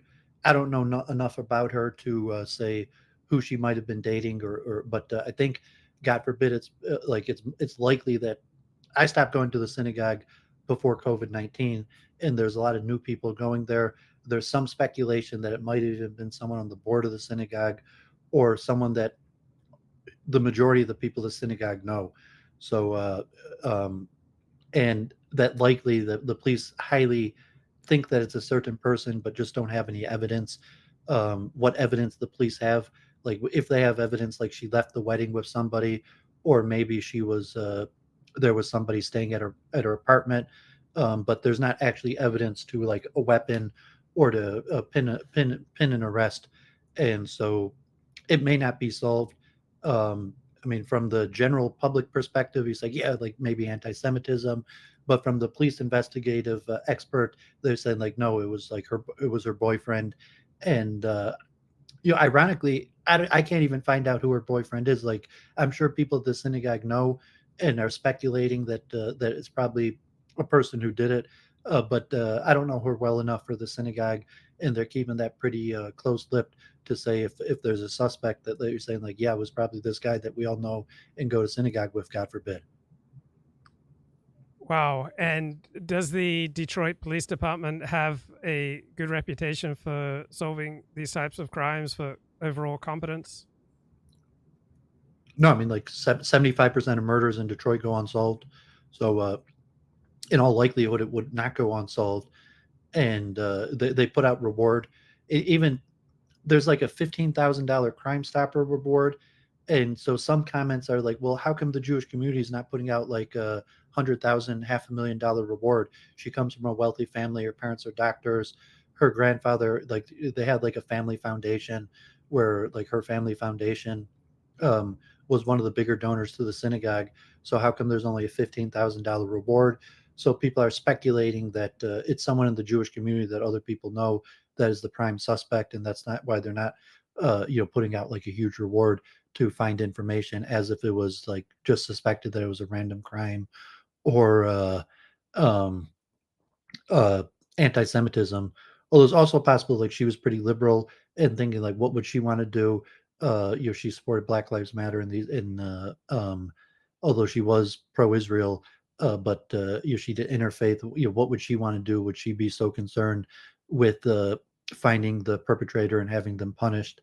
So most of the speculation is it's someone within the Jewish community that killed her, and therefore it's unclear what the Jewish community wants to do with it, because it would probably be a disaster for the Jewish community for it to come out like that. But I don't know any more than that.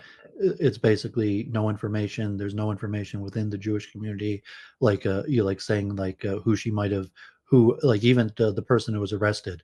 So it's clearly someone from the synagogue who was arrested, but there's been no release of the name.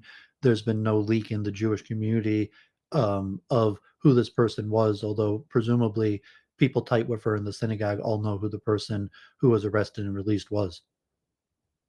Now, I see you started doing live streams with Jen once again. So when did you restart these?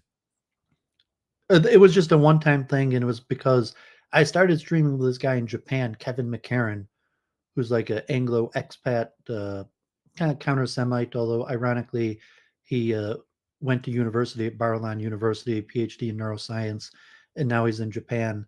And when the war started, kind of like Keith Woods, he wanted a Jew to talk to, related to ask, basic questions on Judaism, Jewish belief, eschatology, and the war in Israel. And we started streaming. And it turned out that he has a PhD in neuroscience, but he was also semi-friendly to reincarnation, transmigration of souls. So I convinced Jennifer to do a stream together. So, I mean, she's still around. Like, we canceled Week in Review because she just didn't have Sunday night tonight available, which is Monday morning for her. But she's still around. So I reached out to her and asked her if she wanted to do a separate stream just on the, her favorite topic of reincarnation. She said yes.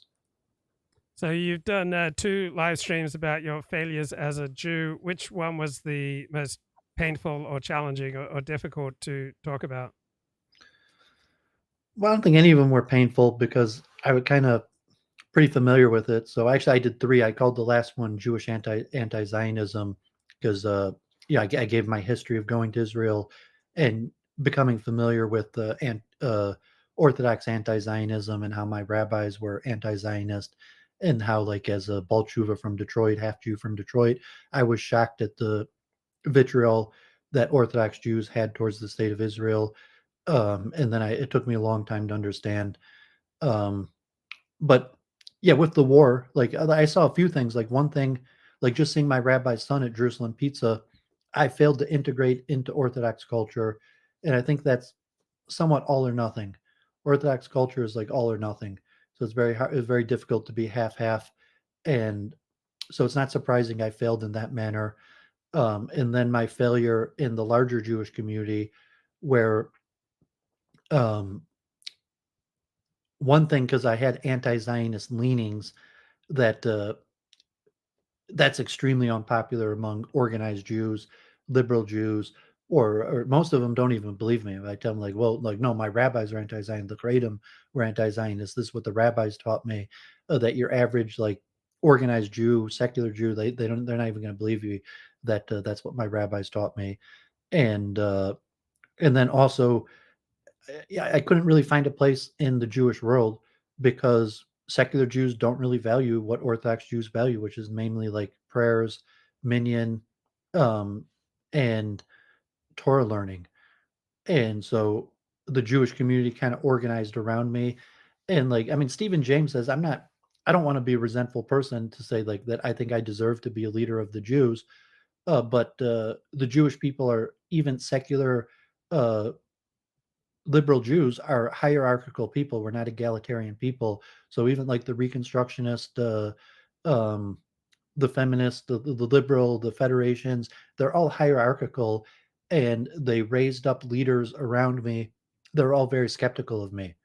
So I really had a complete failure as I feel successful as a Jew. Like, I think I understand Judaism well. I do the practices, the prayers, the ritual. But like, they raised up leadership around me that was all skeptical of me, and that doesn't really even like me around.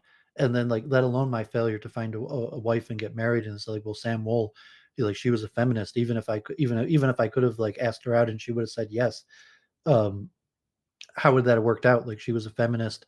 She wasn't friendly to orthodoxy, and like, her Judaism was completely intertwined with, like, Black Lives Matters and democratic politics and pro-immigration organizing, and even the downtown synagogue.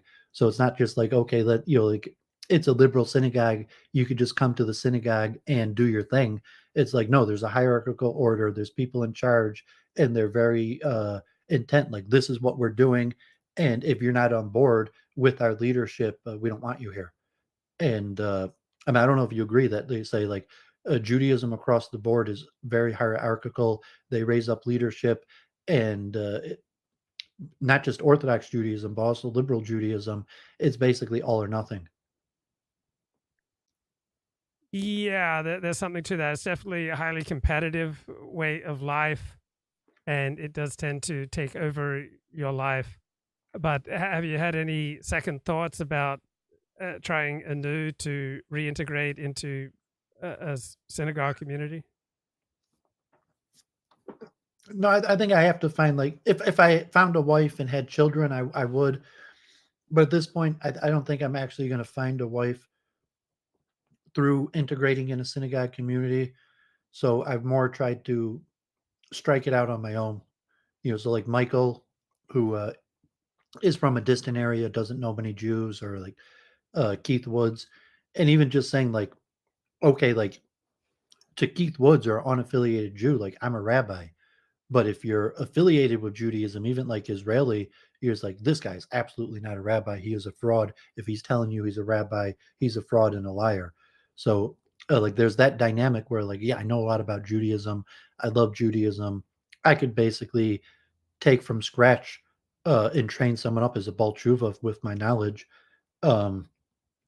But eventually they're going to integrate within a community, and there's going to be a hierarchical structure of accepting their leadership in order to be part of the community. I mean, like Detroit's not big enough. LA, I could probably do like your game, or like I did in New York, where there's just so many Jews and so many around. You could synagogue hop, or you could find a conglomeration of Orthodox Jews that aren't happy with any of the rabbis and kind of have like an egalitarian gathering.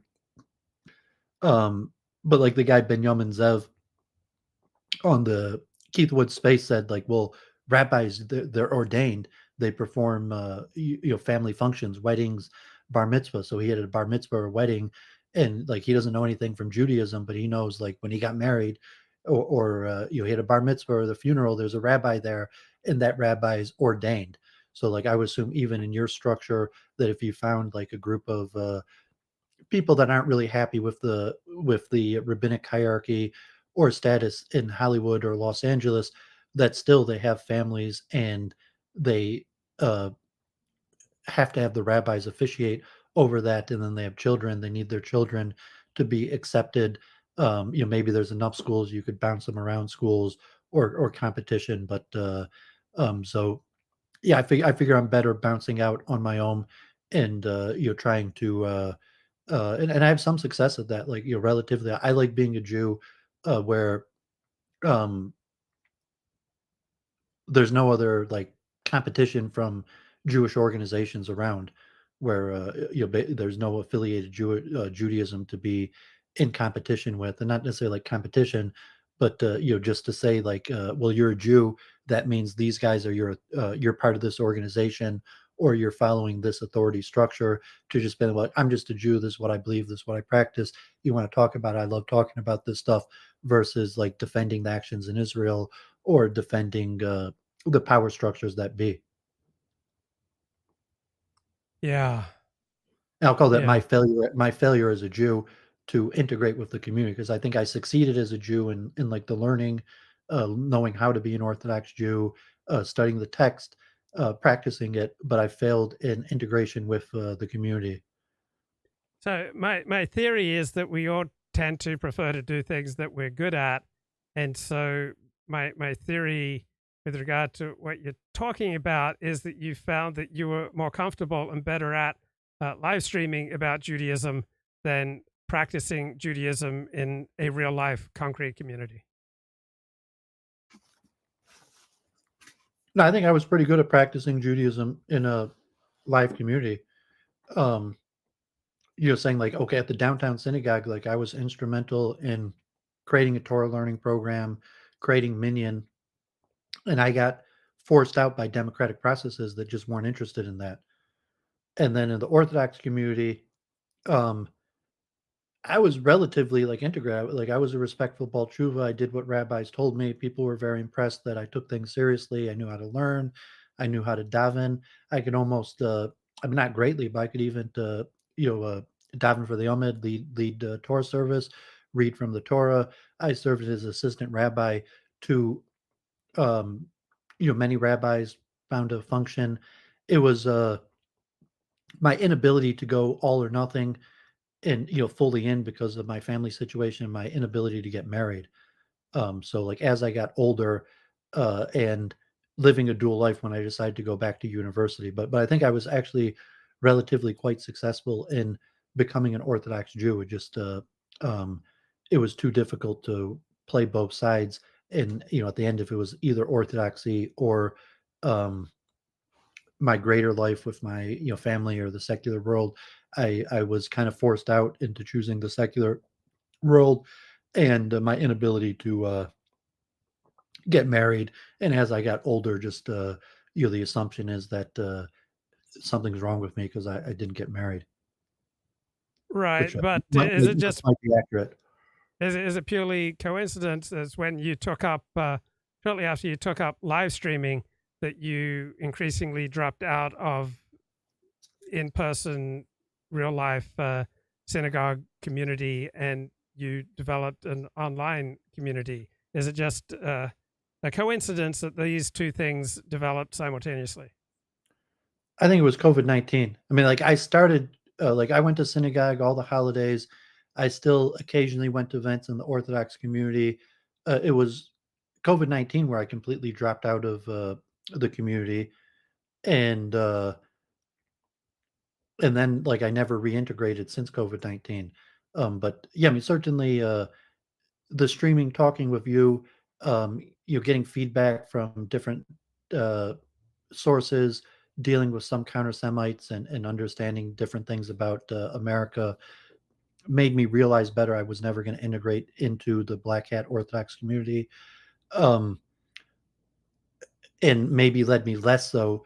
But no, I was still going to the downtown synagogue every Friday night. I was still going to Jewish events right up until COVID-19.